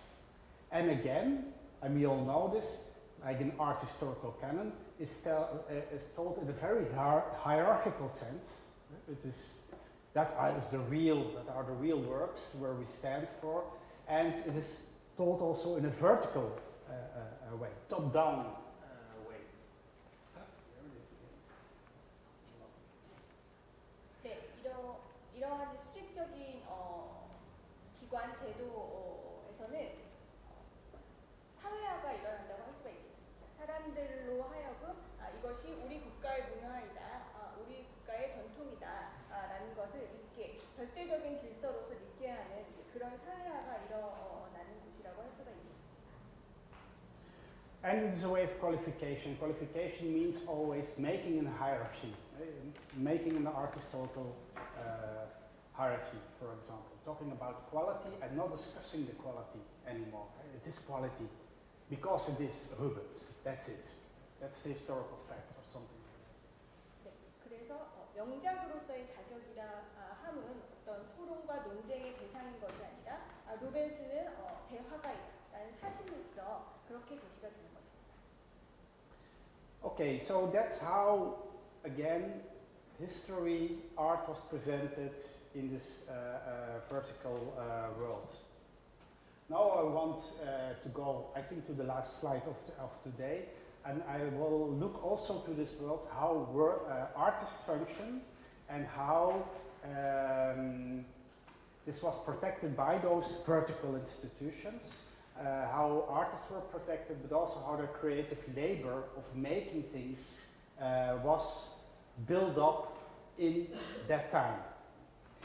And for this I use what we call in the research team now an artistic biotop, because we did a lot of research with artists, etc., about this biotop.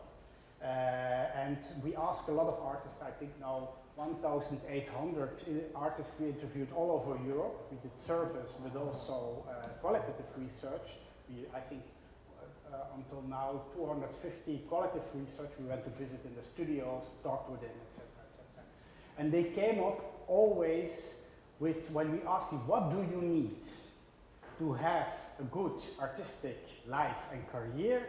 What do you need? They came up always with 4 answers or 4 domains they described they needed. And I come up later at the end of my story for today how this is related to these vertical institutions and how they come up with this. But I first try to explain what those 4 domains are. The first domain is, sorry. 네. 이제 실제 예술가들의 노동, 말하자면 작업에 대해서 좀 살펴보려고 하는데요. 지금까지 말씀드렸던 시공간성이라는 개념에 비추어서 예술가들의 실제 작업에 대해서 좀 살펴보려고 합니다. 이 연구팀이 예술가들의 바이오톱, 생활권에 대한 연구를 진행을 하면서 1,800명 가까운 예술가들의 인터뷰를 하고 예술가가 되기 위한 어떤 그런 일련의 환경이라든가 원하는 바 등을 인터뷰를 하셨다고 합니다.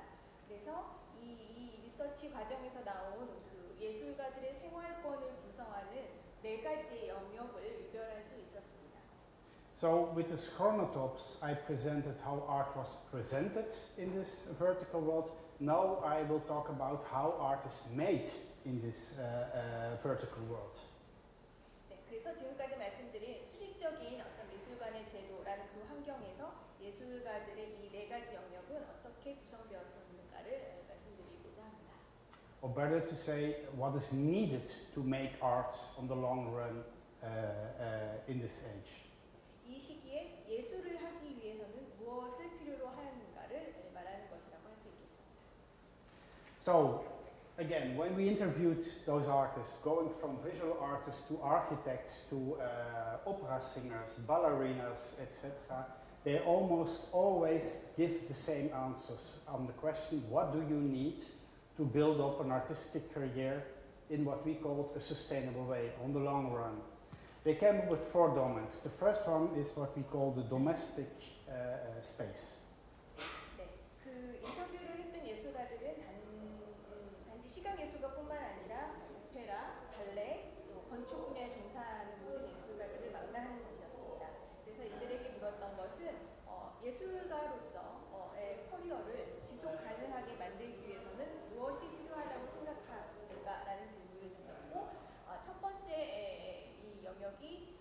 도메스틱 지금 번역은 일단 가정이라고 했는데요. 이 가정의 영역이 되겠습니다. 지금 한글 슬라이드가 조금 흐트러진 것 같습니다.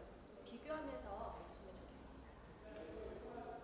What can be the domestic space? And use as an example a home. You feel at home somewhere. That's the domestic space.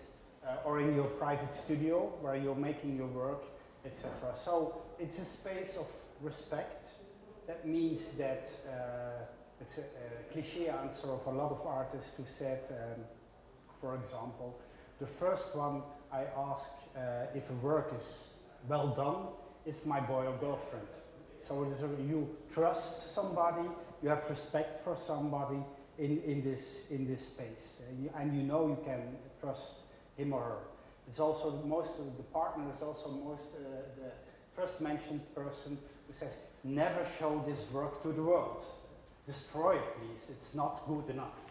So there you can have this kind of discussions. But it is also a place of tradition. That maybe. 네, 이 도메스틱 영역은 지금 한글로는 한국어로는 가정이라고 번역되어 있지만 반드시 집만을 말하는 것은 아닙니다. 가정이라든가 개인적인 스튜디오라든가 작업실이라든가 그런 집과 같은 환경을 말하는 것이라고 볼 수가 있겠고요. 이 안에서 이제 필요한 것은 그 가족이나 친구들의 어떤 이 작품 좋다라고 말해주는 어떤 존경이나 신뢰 같은 요소가 필요한 것입니다. It's also a space of rituals, tradition. For example, drinking first 3 cups of coffee before you start painting, or listening endlessly. That is also very important. There you have your own time.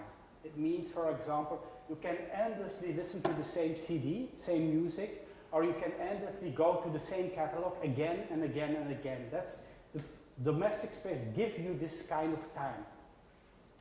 네, 그리고 또한 이 도메스틱 영역에서는 의례와 같은 전통 그런 것이 필요합니다. 예를 들어서 내가 작업실에서 작업을 시작하기 전에 꼭 차 한 잔씩을 마셔야 되고 어떤 전시 도록을 계속 끊임없이 살펴보면서 영감을 얻으려고 한다던가 하는 의식과 같은 절차를 말하는 것입니다. So a lot of artists also say, I think 90% that they use or need, especially this space, to make their work. It's the base almost to have this kind of relationship of intimacy, trust, their own rituals, to come to their work. 네, 그래서 이 인터뷰했던 예술가들의 거의 90% 가까운 응답들이 이 예술가로서의 커리어를 지속 가능하게 하기 위해서는 이와 같은 도메스틱한 영역이 가장 기본적으로 필요하다. 어떤 친밀하고 신뢰감으로 구성이 될 수 있는 이런 도메스틱 영역이 필요하다라고 응답했다고 합니다. And also a lot of successful artists we interviewed complain that they sometimes have no time anymore to go to this domestic space again. 네, 그리고 소위 성공한 예술가들 중에는 더 이상 이와 같은 도메스틱 영역에서의 어떤 혼자만의 시간을 가질 수 없게 된 것에 대해서 불만을 표시하기도 했습니다. A second space they all mention is what we called afterwards the space of the peers. 네, 두 번째 영역은 동료와의 영역입니다. 지금 한글 슬라이드에서 저 왼쪽으로 가 있는 질문입니다. I'm sorry, I see this is completely mixed up. Yeah, sorry.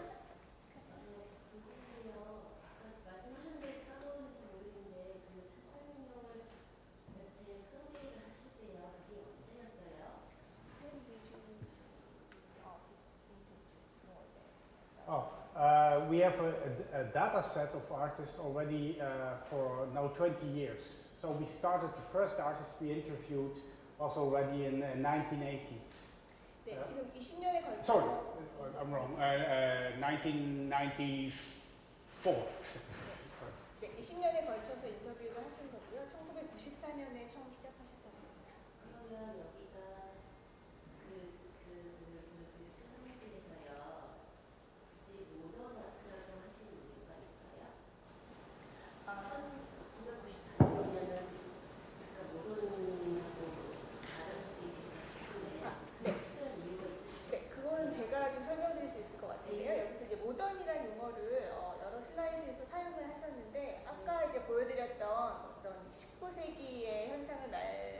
경우에는 이걸 이제 근대로 저희가 이제 번역을 했고, 사실 여기 같은 경우에는 이게 말하자면 현대로 좀 번역이 되어야 되는데, 이걸 저희가 이제 강의 내용 없이 슬라이드만 가지고 번역을 하다 보니까 아마도 여기가 이제 근대로 좀 한국말로 표현이 된 것 같습니다. 아니면 대상층을 좀 더 제도에서 인준받은 고령의 이런 사람들 한 건 아니고요. Yeah.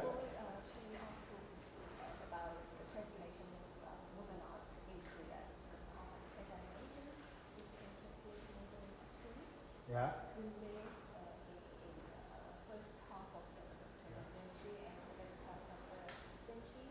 Uh-huh.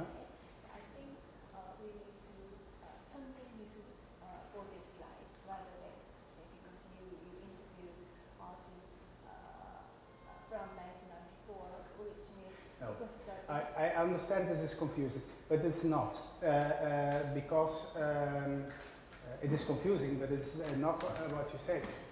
What I mean with modern art, literally, indeed, everything, let's say, before we start calling us contemporary artists. So I mean literally in time. So let's say 1985, 1986, when museums start to call them contemporary art. But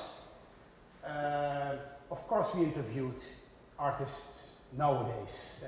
I understand this is confusing, and they are all, in a way, contemporary artists, or call themselves contemporary artists. At least you could say we interviewed also people who finished their academy already in 1975. So they started their artistic career in modern times. Let's say it like that, in the modern time frame. That's one thing. But that's not my point. What is important is, why I talk here about modern is, and I come to this later, is how institutions, in a modern sense, protected those spaces. So, that I know this is confusing, but I'm talking about artists we interviewed the last 20 years, but I'm talking about, I will come to this later, what is this modern vertical protection for this artist at that time? I understand it's confusing, but yeah, you have it? 네, 좀 부연 설명을 해주셨는데요. 네, 물론 인터뷰한 예술가들이 우리와 동시대 예술가들이 맞긴 합니다만, 지금 파스칼 길렌의 의견은 한국말로 번역을 했을 때 근대로 표현을 하는 것이 지금 더 적절하다고 보시는 것 같습니다. 여기서 지금 말하고자 하는 것은 이 시기에 대한 것이라기보다는 어떤 아까 지금까지 말씀드렸던 어떤 근대적인 기관들이 이 어떤 도메인의 영역을, 이 영역들의 경계를 어떻게 굳건하게 하고 경계의 어떤 이런 혼성화를 차단했는가를 얘기하기 위한 것이기 때문에 이게 헷갈릴 수 있는 부분이라는 점을 이해를 하고 있지만, 이 아마도 지금 근대 미술이라고 표현하는 것이 그렇게 틀린 것은 아니다라고 말씀을 해주셨고, 아까 인터뷰했던 그 작가들 중에는 이미 1975년쯤에 학업을 마친 미술학교를 졸업한 그런 예술가들이 많았고, 그들이 이제 커리어를 시작한 그 시기는 아마도 근대라고 칭할 수 있는 시기가 아닐까라는 설명을 해주셨습니다. So, where I come later on to, for example, the domestic space is a specific institution, it's the family. And this is until, let's say, the 70s, 80s, protected and built up in a specific vertical way. But I come to this later. 네, 나중에 더 설명을 하시겠지만, 여기에서 말하는 이 근대 미술의 가정, 도메스틱한 영역이라 함은 가족과 함께 형성하는 그러한 공간을 말하는 것이고, 이 70년대, 80년대까지도 이 도메스틱 영역은 아주 굳건한 하나의 독립된 영역으로서 작동을 했다는 것입니다. Yeah. Second space. So I jump in time. I know. Interviewing artists nowadays, they mention the peers. That means I take as an example, as just an example, an art school, for example, an academy, where you are confronted for the first time with professionals, professional other artists, curators sometimes, people who know the art history, professional educators, etc. All artists mentioned this is a very important space. Some were not, went not to an academy, they were autodidacts, but they say also those peers, professionals to talk with, discuss, critics for example, are very important. What is interesting is that you are in completely other social relationships in this sphere than in the domestic sphere. You are always, for example, in a relationship of evaluation. When you show your work or discuss only about your work, for example, with your teacher in art academy, you know you can be always evaluated. Even when you are in an informal place at a pub drinking a beer with him or her, you know everything what I'm saying can be evaluated. It's a completely other relationship. 네, 두 번째 영역은 전문가들이라고 할 수 있는 동료들과 이루는 영역이 되겠습니다. 여기에서의 동료들은 동료 예술가일 수도 있고 큐레이터일 수도 있고 미술사에 대한 지식이 있는 사람, 미술관에서 교육을 담당하고 있는 사람들을 모두 포함하게 되는 것입니다. 그래서 여기에서는 이 가정의 영역과는 전혀 다른 사회적 관계가 성립을 하게 되고요. 이 동료들과의 영역에서는 무엇보다도 중요한 것이 바로 늘 평가를 하고 평가를 받는다는 것입니다. 심지어 내가 비공식적인 예술의 장소가 아닌 펍에서 맥주를 마신다던가 하는 비공식적인 자리에서조차 내가 작품에 대해 얘기하고 미술에 대해 얘기하는 것은 동료들에 의해서 평가받을 수 있다는 것입니다. And it's also a relation where most of the people who we interviewed mentioned that they were for the first time related with the art historical canon, the knowledge about their own profession, the knowledge about the history of the profession, but also about skills, etc. In their artistic profession. So this is also a very important thing. 네, 여기에서 이제 평가의 대상이 되는 것은 미술사적인 지식에 규범이 되는 그런 지식뿐만 아니라 그림을 그리는 기술이라든가 하는 실제로 실천하는 방식에 대한 내용도 포함이 됩니다. And it's also a place of negotiation and discussion. For this, to explain this, I use an example, which is a cliché, but happens all the time again in art schools, is that a student, for example, is painting in the studio. The teacher comes and he says, "Oh my God, what are you doing? Van Gogh did it already 100 years ago." And then says the student, "No, I'm doing something else." And then there you see the discussion between art historical canon at one side and at the other side, or knowledge, and at the other side, the individual who tries to do something else, make an individual shift, and the discussion starts. This is a very important function of the peers. 이 동료의 영역에서 또한 중요한 것은 논쟁과 토론이라고 할 수가 있겠습니다. 예술학교에서 흔히 벌어지는 그런 논쟁, 선생님의 어떤 학생이 그린 작품에 대한 선생님의 비판에 대해서 학생이 거기에 맞대응을 할 수 있는 여러 가지 미술적 지식이라든가 미술적인 기술이라든가 그런 것에 대해서 논쟁하고 토론할 수 있는 그런 현상들이 일어난다는 것이 이 동료와의 영역에서 가장 중요한 요소 중에 하나라고 할 수가 있겠습니다. The domestic sphere and the peers are also the most important spaces for research and development. Research your own practice, discussing your own practice, and developing it. 네, 이 가정의 영역과 동료의 영역은 예술가로서 연구하고 예술가적인 기술이라든가 능력을 개발하는 데에 중요한 두 가지 영역이라고 할 수가 있겠습니다. But when you want to make a living of your work, you have to exchange in one way or another your artistic practice in money. And that happens at the market space.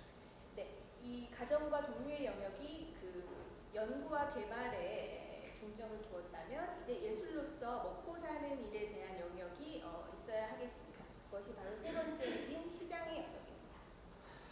And this third space, the market, I define very broad. It is not only a free market where you sell in galleries, commercial galleries or auctions, etc. It can be also that you get subsidized by government. This is also an exchange that you do something, an artistic thing, and you get a fee of the government, etc. So for me, the market is defined very broad. 네, 여기에서 말하는 시장은 굉장히 넓게 정의가 된 것입니다. 물론 그런 문제도 포함이 되지만 정부의 지원금을 받는 문제라든가 하는 어떤 그런 부분까지 모두 포괄하는 의미의 시장입니다. But you know, a market is always, when you exchange for money, is always, you have always the relationship of competition. Even when you get subsidized as an artist, you know, when I get a subsidized of a fund, somebody else maybe don't get a subsidized. You're always in a relationship of competition. 설사 이 정부 지원금으로 작업 활동을 한다고 하더라도 거기에는 경쟁 요소가 반드시 들어가게 됩니다. And the second very important quality of the market space is that you learn, and you need to learn, to quantify yourself. That means you need to learn to measure and to count. How much time is necessary to make this artwork or to make this exhibition? You work to a deadline, for example.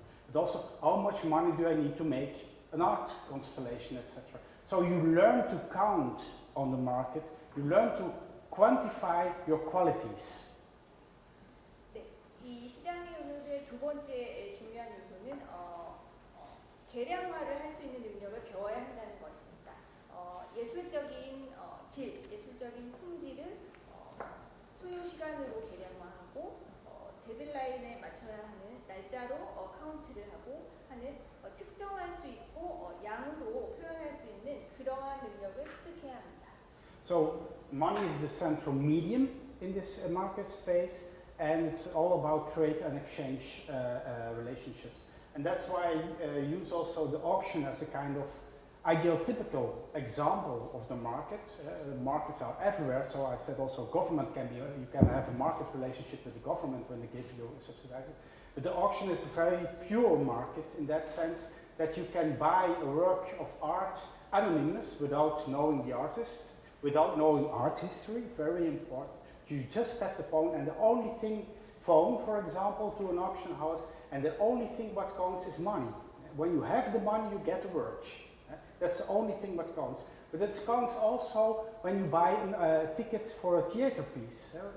The only thing what counts is that you give, for example, 15,000 won for the theater piece. You don't have to argue why you buy the ticket.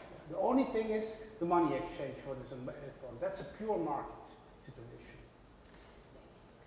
이 시장의 영역에서도 돈이라는 매체를 통해서 여러 가지 이제 사회적인 관계가 일어나게 되는데 아주 순수하게 그 돈이라는 매체만이 작동하는 시장의 영역의 예로서 경매를 들 수가 있겠습니다.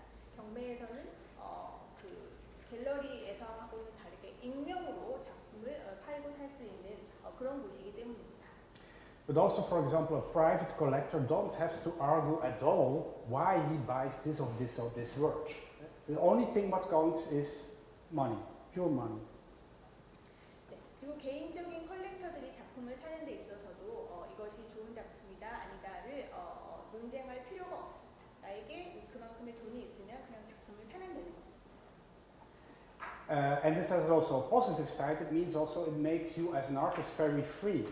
You don't have to have endless discussions or arguments with somebody. You don't have to be friends with somebody to let buy your work. The only thing what counts is money. And when you get the money, you have a separate relationship of each other. Said this means also that most of the art markets are not pure markets. There are always social relationships involved, we know. 사실 이러한 지금 말씀드렸던 경매와 같은 순수한 시장의 영역에서 어떻게 보면 예술가들은 자유로울 수 있다고 볼 수가 있겠습니다. 작품에 대해서 설명해야 되거나 내 작품이 좋다고 논쟁을 해야 되거나 그럴 필요가 없고 단지 돈만이 매개체가 되어서 움직이는 거래이기 때문입니다. 그러나 이렇게 말했다고 해서 이 시장의 영역에 사회적 관계가 존재하지 않다고 말씀드리는 것은 아닙니다. And the last remark of the market, I put it there, the name of Adam Smith, everybody knows, I think.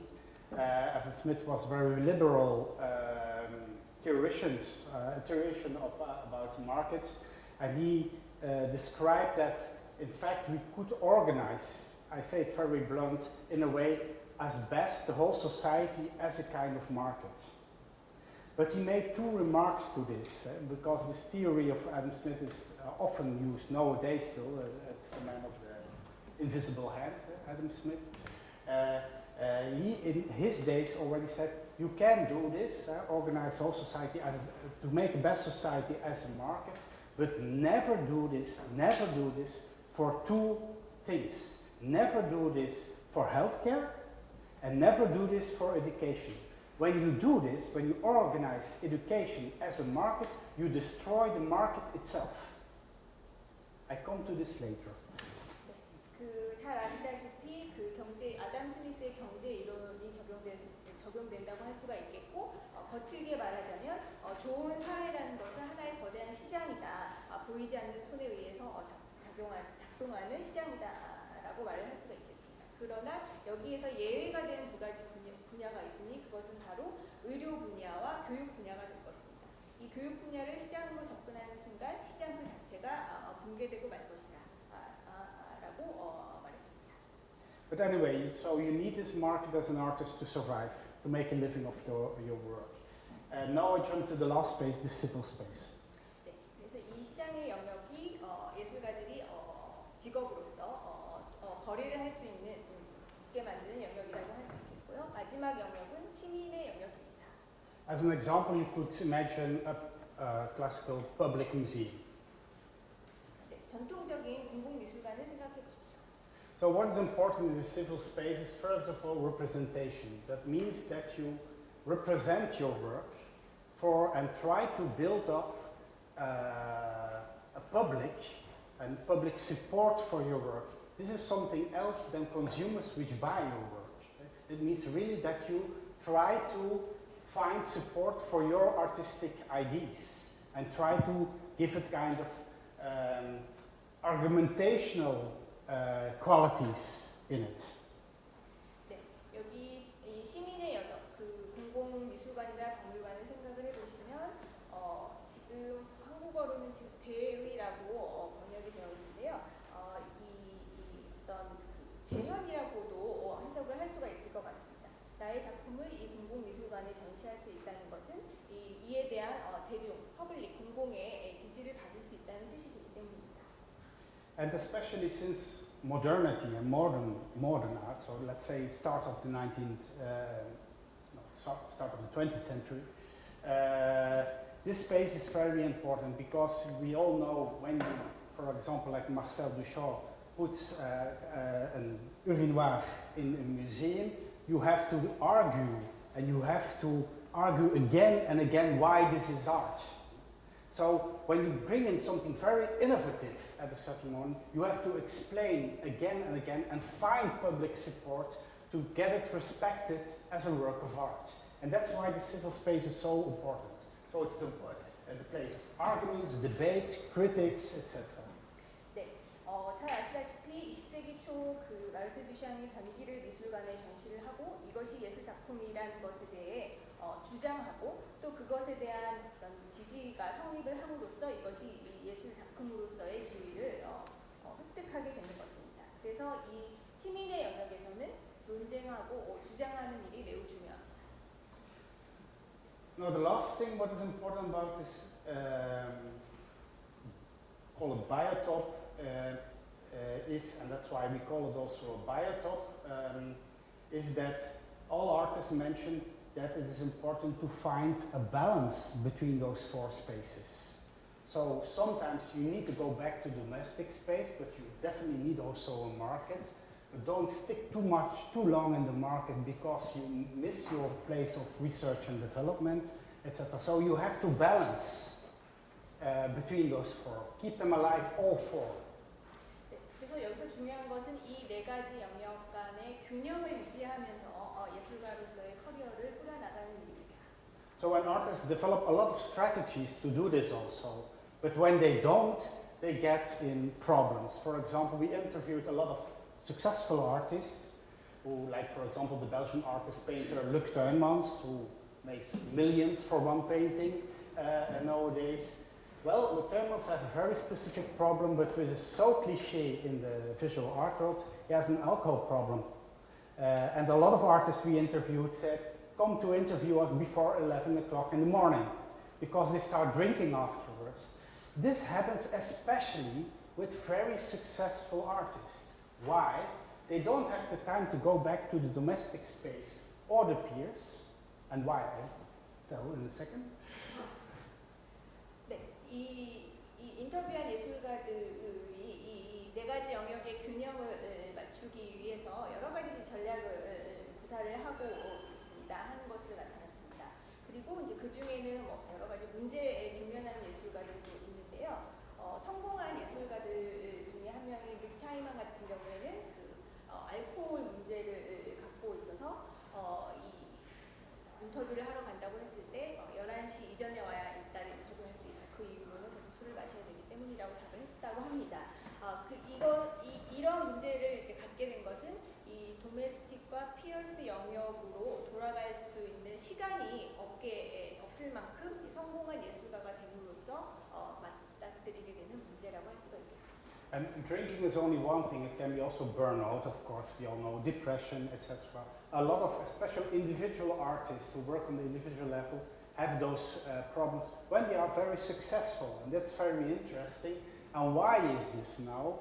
Because when you are very successful a long time, you're only in the market space and in the civil space for a long time. That means also that you get kind of very strange, as Luc Tuymans told us, but also the Dutch painter Marlene Dumas, you get always around you kind of groupies, collectors who buy your work, curators who work with you, etc. And at a certain moment, because you're so successful, they don't dare to criticize you anymore. So they don't play the role of, they all say, oh, well done, Luc Tuymans, you did it well, etc. So you are missing, you're cut off of serious critique on your own work by being successful. 네, 이런 예술가들은 성공을 거두므로써 말씀드린 것처럼 도메스틱과 피어스 영역에서의 얻을 수 있는 그런 것들로부터 이제 끊어지게 됩니다. 그래서 시장의 영역과 시민의 영역에서만 활동을 하게 되면 또 마를렌 두마 같은 작가를 언급을 하기도 하셨는데요. 이 아래쪽 성공을 했기 때문에 오랜 기간 시장과 시민의 영역에서만 있게 되다 보면 진지하게 나의 작품을 비판해주고 이야기를 나누고 그래서 더 연구하고 개발할 수 있는 그런 여건에서부터 멀어지기 때문입니다. And interesting is also that first, what happens then, the effect is often, and that's all we know, is that an artist starts repeating itself. He makes the same works again and again. He repeats his own or her own idea again and again. 성공한 시장의 영역에서 성공한 예술가가 되었다는 것은 그 시장에서 성공할 수 있는 같은 작품들을 끊임없이 재생산하는 결과로 이어지기 때문입니다.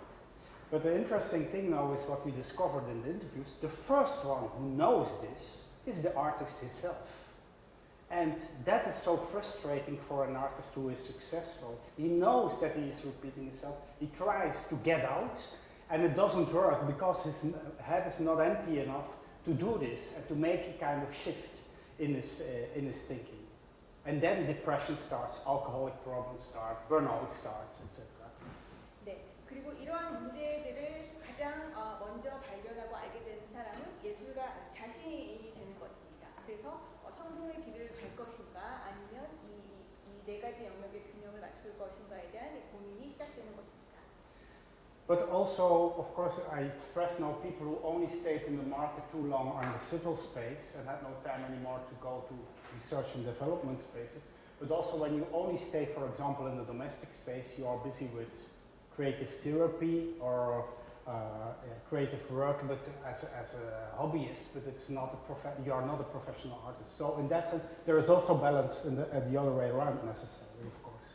네, 지금 시간관계상 그 시장의 영역에서만 오래 머물렀을 때의 문제에 대해서 말씀드렸지만 당연히 이 저 도메스틱 영역, 가정의 영역에 오래 그냥 그곳에 안주하게 되는 경우에는 이 예술이라는 것이 취미에 그치거나 자기 치료에 그치거나 하는 문제가 생길 수 있는 것입니다.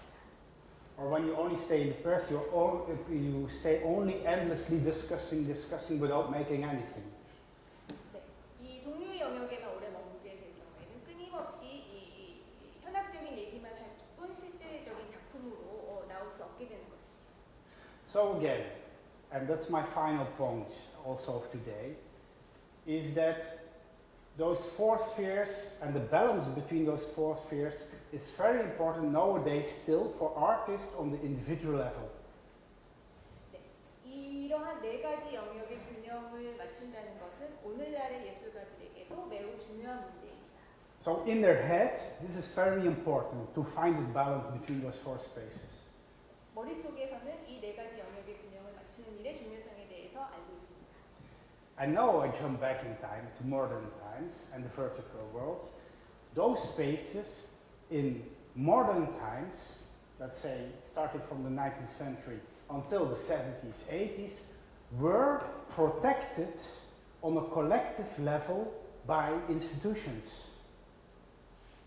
이 네 가지 영역에 대한 것이 개인적인 단계에서는 이렇게 정리가 되었다면 70년대, 19세기부터 70년대, 80년대에 이르기까지 이러한 네 가지의 영역은 제도적으로 굉장히 굳건하게 보호가 되었습니다. For example, I mentioned already the domestic space was protected by the institution family. 도메스틱 영역은 가족이라는 제도에 의해서 보호가 되었고요. What do I mean by this? For example, that a lot of artists, and they mention it also still in interviews, were supported the first 10 years of their career by their partner, financial way, but also in a mental way. So in that sense, this institution and having a strong family bond in a way, a partnership bonds can be also close friends. It's very important in building up an artistic career.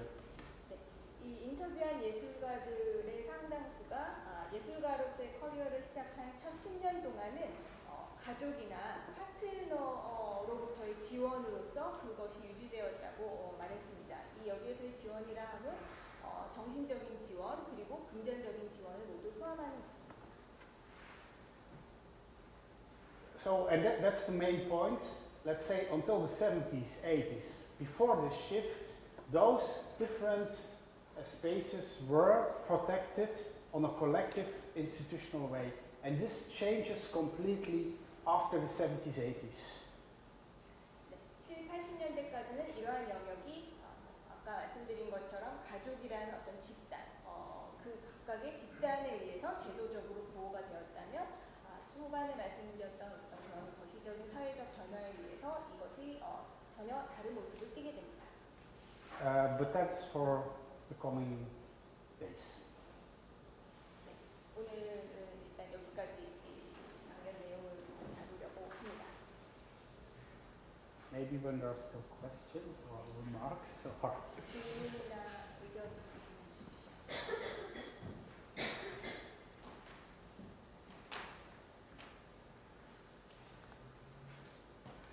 Maybe question to you. Do you recognize this?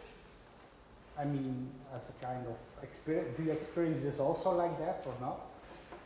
실제 예술계에 있으시니 이러한 영역에 대한 어떤 그런 것들을 이걸 보시니까 조금 인식이 되시는지 궁금하다고 하십니다.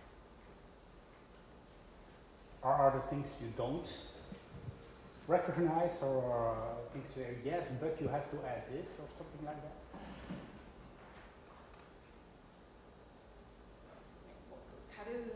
다르게 구분할 수 있겠다라는 생각이 드시는 분들이 있으신지도 궁금합니다. 네, 그러면 이게 약간 98년도부터 하였다고 하시잖아요. 그때는 이런 전환처럼 알려주고 없어지는 가격이 여전히 모자라지 않는 사람이 있는데 지금까지 2016년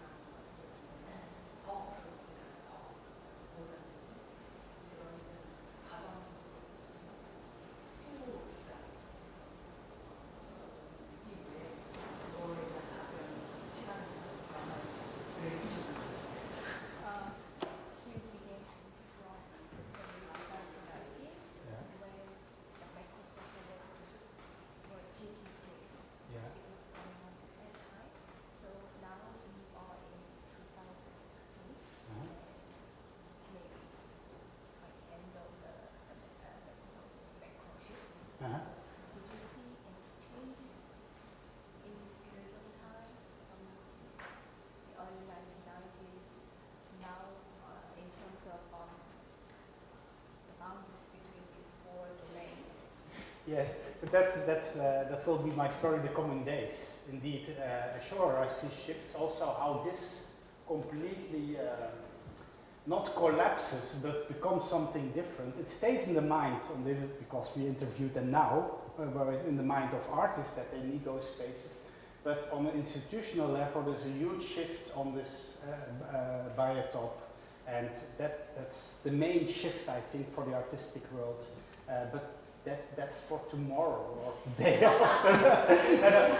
But I will definitely talk about the shift. I kept it now in the time frame of what happened, let's say, as a cliche, of course, this timeline is symbolic, but what happened before the end of the 70s, like that. And then it was built up like that.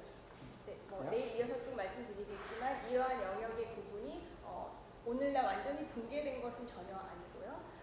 그동안에 일어났던 변화가 당연히 그 변화의 초기와 지금의 변화는 이 예술가들의 그 사고 방식에도 변화를 가져왔으리라고 당연히 생각을 하고 그 이야기는 내일 이어서 다시 하도록 하겠습니다. But for example, to give an answer to your question now, is we interviewed, for example, artists who finished their studies, like I said already, in 1975. Artists who finished their studies in 1991, just after the fall of the Berlin Wall, and artists who finished their studies in 2005. Their ideas of what, for example, institutions need to do for them is completely different between those generations. So you see also on that level shifts, but I come to this later, how they interpret it, how they feel about this, etc. But again, in all those three generations, they mention the same spaces they need on the individual level again, for them to survive and to do their work. But how they build up strategies to get those four spaces safe are completely different.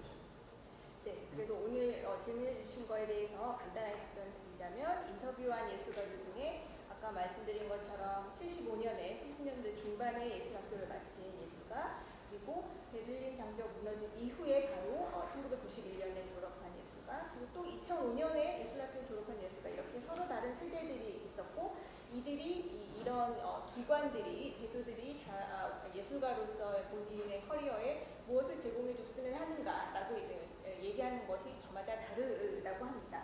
그리고 그들 자신 또한 이 네 가지 영역을 보다 안정적으로 영위하기 위해서 구사하는 전략들도 서로 세대마다 다른 현상을 볼 수가 있었습니다.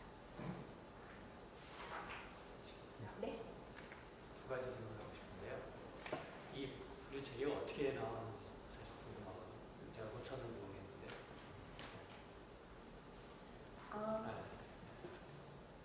Two questions. The first one is, can you explain a little bit more about how you could draw out these four domains?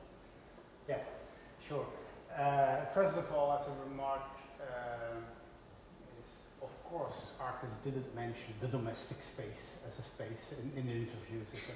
But they used the word studio, my home, etc., etc. So what we did literally is, first of all, it's always how I work.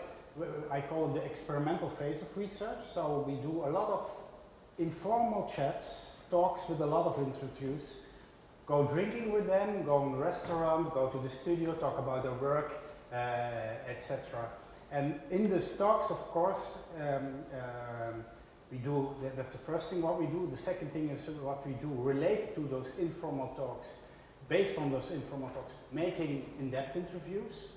And these are interviews sometimes of 2 hours, but some were also 18 hours. It can go back and again to the artist, take them seriously. It's very important. And you make transcriptions of those things. So some transcriptions of interviews are 100 pages because it's a long time. And then you try to, when you have, let's say, 500, or no, in the beginning, not so much. 30 interviews. You scan them with search words. You can easily do this. Scan them on certain words they say. You try to look at if you can make clusters of those words, if they have the same meaning. That's the first thing. And then you can say, oh, they're all talking about the same, for example, domestic words, or they're talking about the market here. That's first thing. But then test. The second test is a huge survey, 1,800 artists in all over Europe. We sent them a survey with standard questions already related to those qualitative research, and we filled out for ourselves this domestic peers, etc., in this interview, and let them answer in a quantitative way. And again, we came to the results that they confirm, in a way, those spaces. Yeah. So, and we check it again. I don't say this is the balance for universal and for every time. We have to check it again and again in research if it is still right. But until now, and for different professions, it works, we see. 당연히 이 인터뷰한 예술가들이 인터뷰를 할 때 나는 도메스틱 영역이 필요하다 이렇게 말을 하지는 않았습니다. 당연히 자신만의 언어로 나의 스튜디오, 나의 작업실, 내 집 이런 식으로 이제 표현을 하게 됐고요. 이 리서치의 어떤 그런 질문지를 구성하기 전에 약간 좀 실험적인 방법으로 비공식적인 대화의 시간을 많이 가졌다고 합니다. 대화라고 할 수도 있고 그러니까 인터뷰가 아닌 뭐 그냥 일상적인 대화 혹은 수다 이런 시간을 갖고 이로부터 약간 좀 심도 있는 인터뷰를 이제 추출을 해내게 됩니다. 그래서 이 인터뷰는 처음에는 일단 30명 정도의 소수의 예술가들을 대상으로 진행을 하고 어떤 예술가는 2시간 정도 또 어떤 예술가는 여러 차례 본인이 원해서 여러 차례 함으로써 뭐 18시간 정도의 인터뷰가 되기도 했고 이 인터뷰의 내용은 이제 전부 녹취를 해서 기록을 하게 되면 어떤 인터뷰는 100페이지가 넘는 분량의 스크립트가 나오게 된다고 합니다. 그러면 이 스크립트들을 쭉 이제 훑으면서 어떤 같은 의미를 가지고 사용되는 단어들을 다시 뽑아내게 되고 그것들이 사실은 이 도메스틱 도메인이라는 그 영역을 지칭하는 단어들로 쓰였구나라고 약간 그룹핑, 클러스터링을 하게 되고 이로부터 이제 이 연구자들의 용어로서 이런 4가지 영역을 정리를 하고 이거를 이제 다시 테스트하기 위해서 이 1,800명이 넘는 예술가들에게 이제 질문지를 보냈고 이것은 이제 앞으로도 계속 이게 뭐 보편적으로 모든 경우에 다 해당되는 그 진리처럼 제시를 하는 것은 당연히 아니고 앞으로도 계속해서 여러 가지 케이스에 따라서 이게 적용이 되는지를 점검을 해봐야 되겠지만 현재까지는 94년부터 지금까지 이 과정에 있어서는 이 영역이 상당수 많은 예술가들에게 보편적으로 통하는 모델이다라는 것을 알 수 있었다고 합니다. 덧붙여서요. 네. 이 4개의 분류로 나누는 것이 그러니까 우리는 현재 상황 평가를 어떤 기여를 한다고 보시는 것인지 그러니까 예를 들면 이 4가지가 이렇게 균형을 맞췄을 때 어떤 건강성이 유지된다든가 어떤 지표로 보시는 건지. Do you think that these 4 domains can be used as an evaluate index for today's circumstances? Today, sir? Today, nowadays, towards nowadays. Nowadays. Yes. For example, we use this. It was an assignment of a city, a small city in Belgium, Hasselt, to develop their cultural policy. For example, we looked at what is in the city and what is not to have a good artistic biotope for a city. So, for example, when you say a city, a lot of cities invest, like Gielen Bilbao, in huge museums, the market space and the civil space in a way, which is confused in this kind of sentence. But what we see, for example, in Bilbao is that they almost know around the museum not have cheap places anymore, make studios, or don't have have schools which are related to Guggenheim Baumuseum, etc. And so you get a museum as an UFO, literally, yeah, which is placed there, but there is no context around it. So an advice, for example, to Hasselt was, you have to, as a small town in Belgium, you don't have to invest in huge, prestigious building. It's good when you have a public museum, but invest as all, because you have the money for it, invest at all in the domestic space, cheap studios, etc. So we use it to evaluate the cultural policy, for example, of a city. Again and again, we use it now also. We have now research running starting in October, which does this for several cities in Europe to evaluate this. So, yeah. 네. Sorry. 네, 그렇습니다. 지금 이 네 가지 영역으로 유별한 이런 것들이 실은 어떤 도시의 정책을 만들어내는데 지표로서 평가 지표로서 이미 사용을 하고 있습니다. 그래서 예를 드신 것이 그 벨기에 조그만 하슬이라는 도시에서 미술관을 지으려고 할 때 이 지표를 이용해서 정책 위반자들에게 제안을 할 수가 있는 것인데요. 예를 들어서 구겐하임 빌바오 같은 경우에는 너무 유명한 큰 미술관이 들어오다 보니까 이 개별적인 예술가들이 스튜디오를 차릴 만한 집값이 적당히 저렴한 그런 곳들이 사라져 버려서 아무런 이런 예술가들의 생활권, 이 네 가지 영역이 고루 들어갈 수 있는 맥락은 사라져 버리고 구겐하임 빌바오라는 미술관 하나만 덜렁 들어서게 되는 그런 문제를 빗대서 이 새로운 미술관을 지을 때는 이 예술가들이 이 네 가지 영역의 균형을 맞출 수 있는 스튜디오도 저렴하게 차릴 수 있고 이제 그런 것들을 고려해야 된다고 제안을 하는데 평가 지표로 이미 사용을 하고 있고 10월부터 시작된 새로운 연구에서는 유럽의 다른 도시들의 어떤 이런 예술 관련된 정책에 어떤 지표로서 활용될 수 있는 그런 연구를 하고 있습니다. 제가 공교육에서 오랫동안 미술 교사를 해오다 보니까 느끼는 건데 이렇게 딱 표를 보니까 이 공교육은 이 마켓하고 동료의 두 영역이 거의 없고 이 도메스틱하고 이쪽 11영역만 이렇게 있는 것처럼 느껴지거든요. 그래서 공교육의 왜곡상이 그래서 그 왜곡이 심각한 것인가? 그런 생각을 얼핏 들었습니다.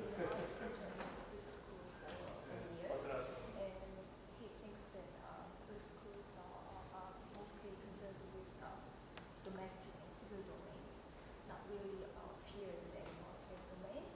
Okay. So he thinks that that's why we have some problems in Okay. the education sector. Okay. Yeah, it can be. Yeah, in fact, we use it also to evaluate art schools.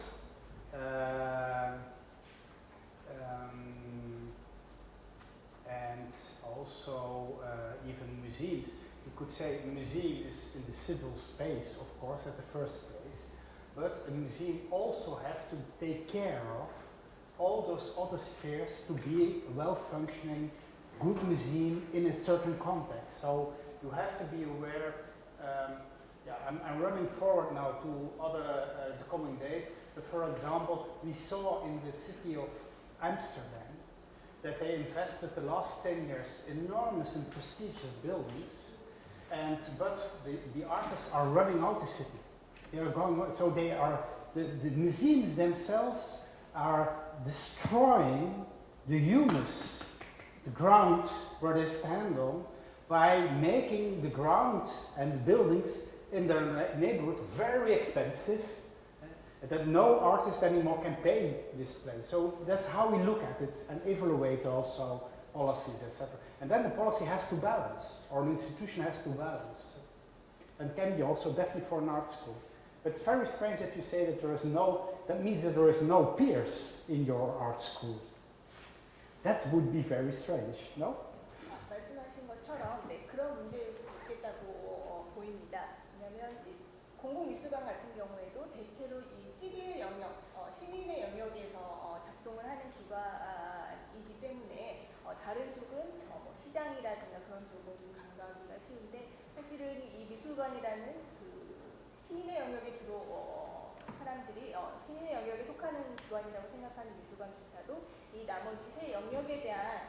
그런 요소들을 충분히 고려를 해야 되고 아까 말씀하신 예와 비슷하게도 예를 들어서 암스테르담 같은 도시는 지난 10년간 멋진 그런 미술관들을 많이 지었는데 그 미술관들의 행위가 미술가들은 그 도시로부터 쫓아내게 만드는 그런 결과를 이제 초래했다고 보이기 때문에 이런 것들이 사실은 그 정책 결정권자들에게 사실은 굉장히 좀 이해가 되어야 되는 부분이라고 말씀을 하셨고요. 덧붙인 거는 그 학교라고 해서 피어스의 영역이 존재하지 않는 것은 아닐 텐데라고 말씀을 하셨습니다. 우리나라 학교가 대체로 그렇습니다. Sorry? 안타깝게도. Okay. But I recognize what you say in that sense that we had this also, let's say, certainly in Belgium and the Netherlands until the 1980s, that in art schools there were a lot of what I call frustrated artists. Artists who couldn't make it, and then they stay at the art school because they have a job there, but they learn they are the wrong peers for art students because they are not connected with the professional world. But then there was maybe a shift somewhere in art education, but the shift went also completely to the other side nowadays. So, certainly in the Netherlands, we see a lot of art schools or teachers are stressing cultural entrepreneurship, artistic entrepreneurship, so they are completely orientated to the market and have no respect anymore for domestic sphere and even not for peers quality. So there is also kind of again a disbalance in those art schools.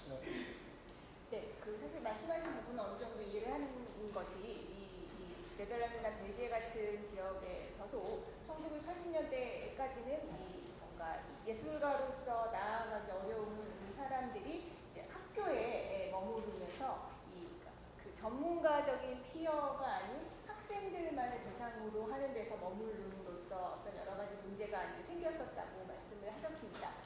이제 그러던 것이 이제 이런 것의 문제를 이제 인식을 하고 해결 방법을 찾아가던 그 과정에서 그 방향이 최근에는 전혀 다른 방향으로 어떤 말씀하신 그 문화적인 기업, 비즈니스 그런 쪽으로 방향이 전혀 다르게 지금 방향을 틀어서 전개가 되고 있다라는 말씀을 해주셨습니다. Yeah. I understood this. I'm tired also. Thank you for having such a long day today and for still your concentration at this hour. And tomorrow 10 o'clock? 네, 긴 시간 해주셔서 감사하고 내일 10시에 뵙겠습니다. But don't hesitate to question if you want.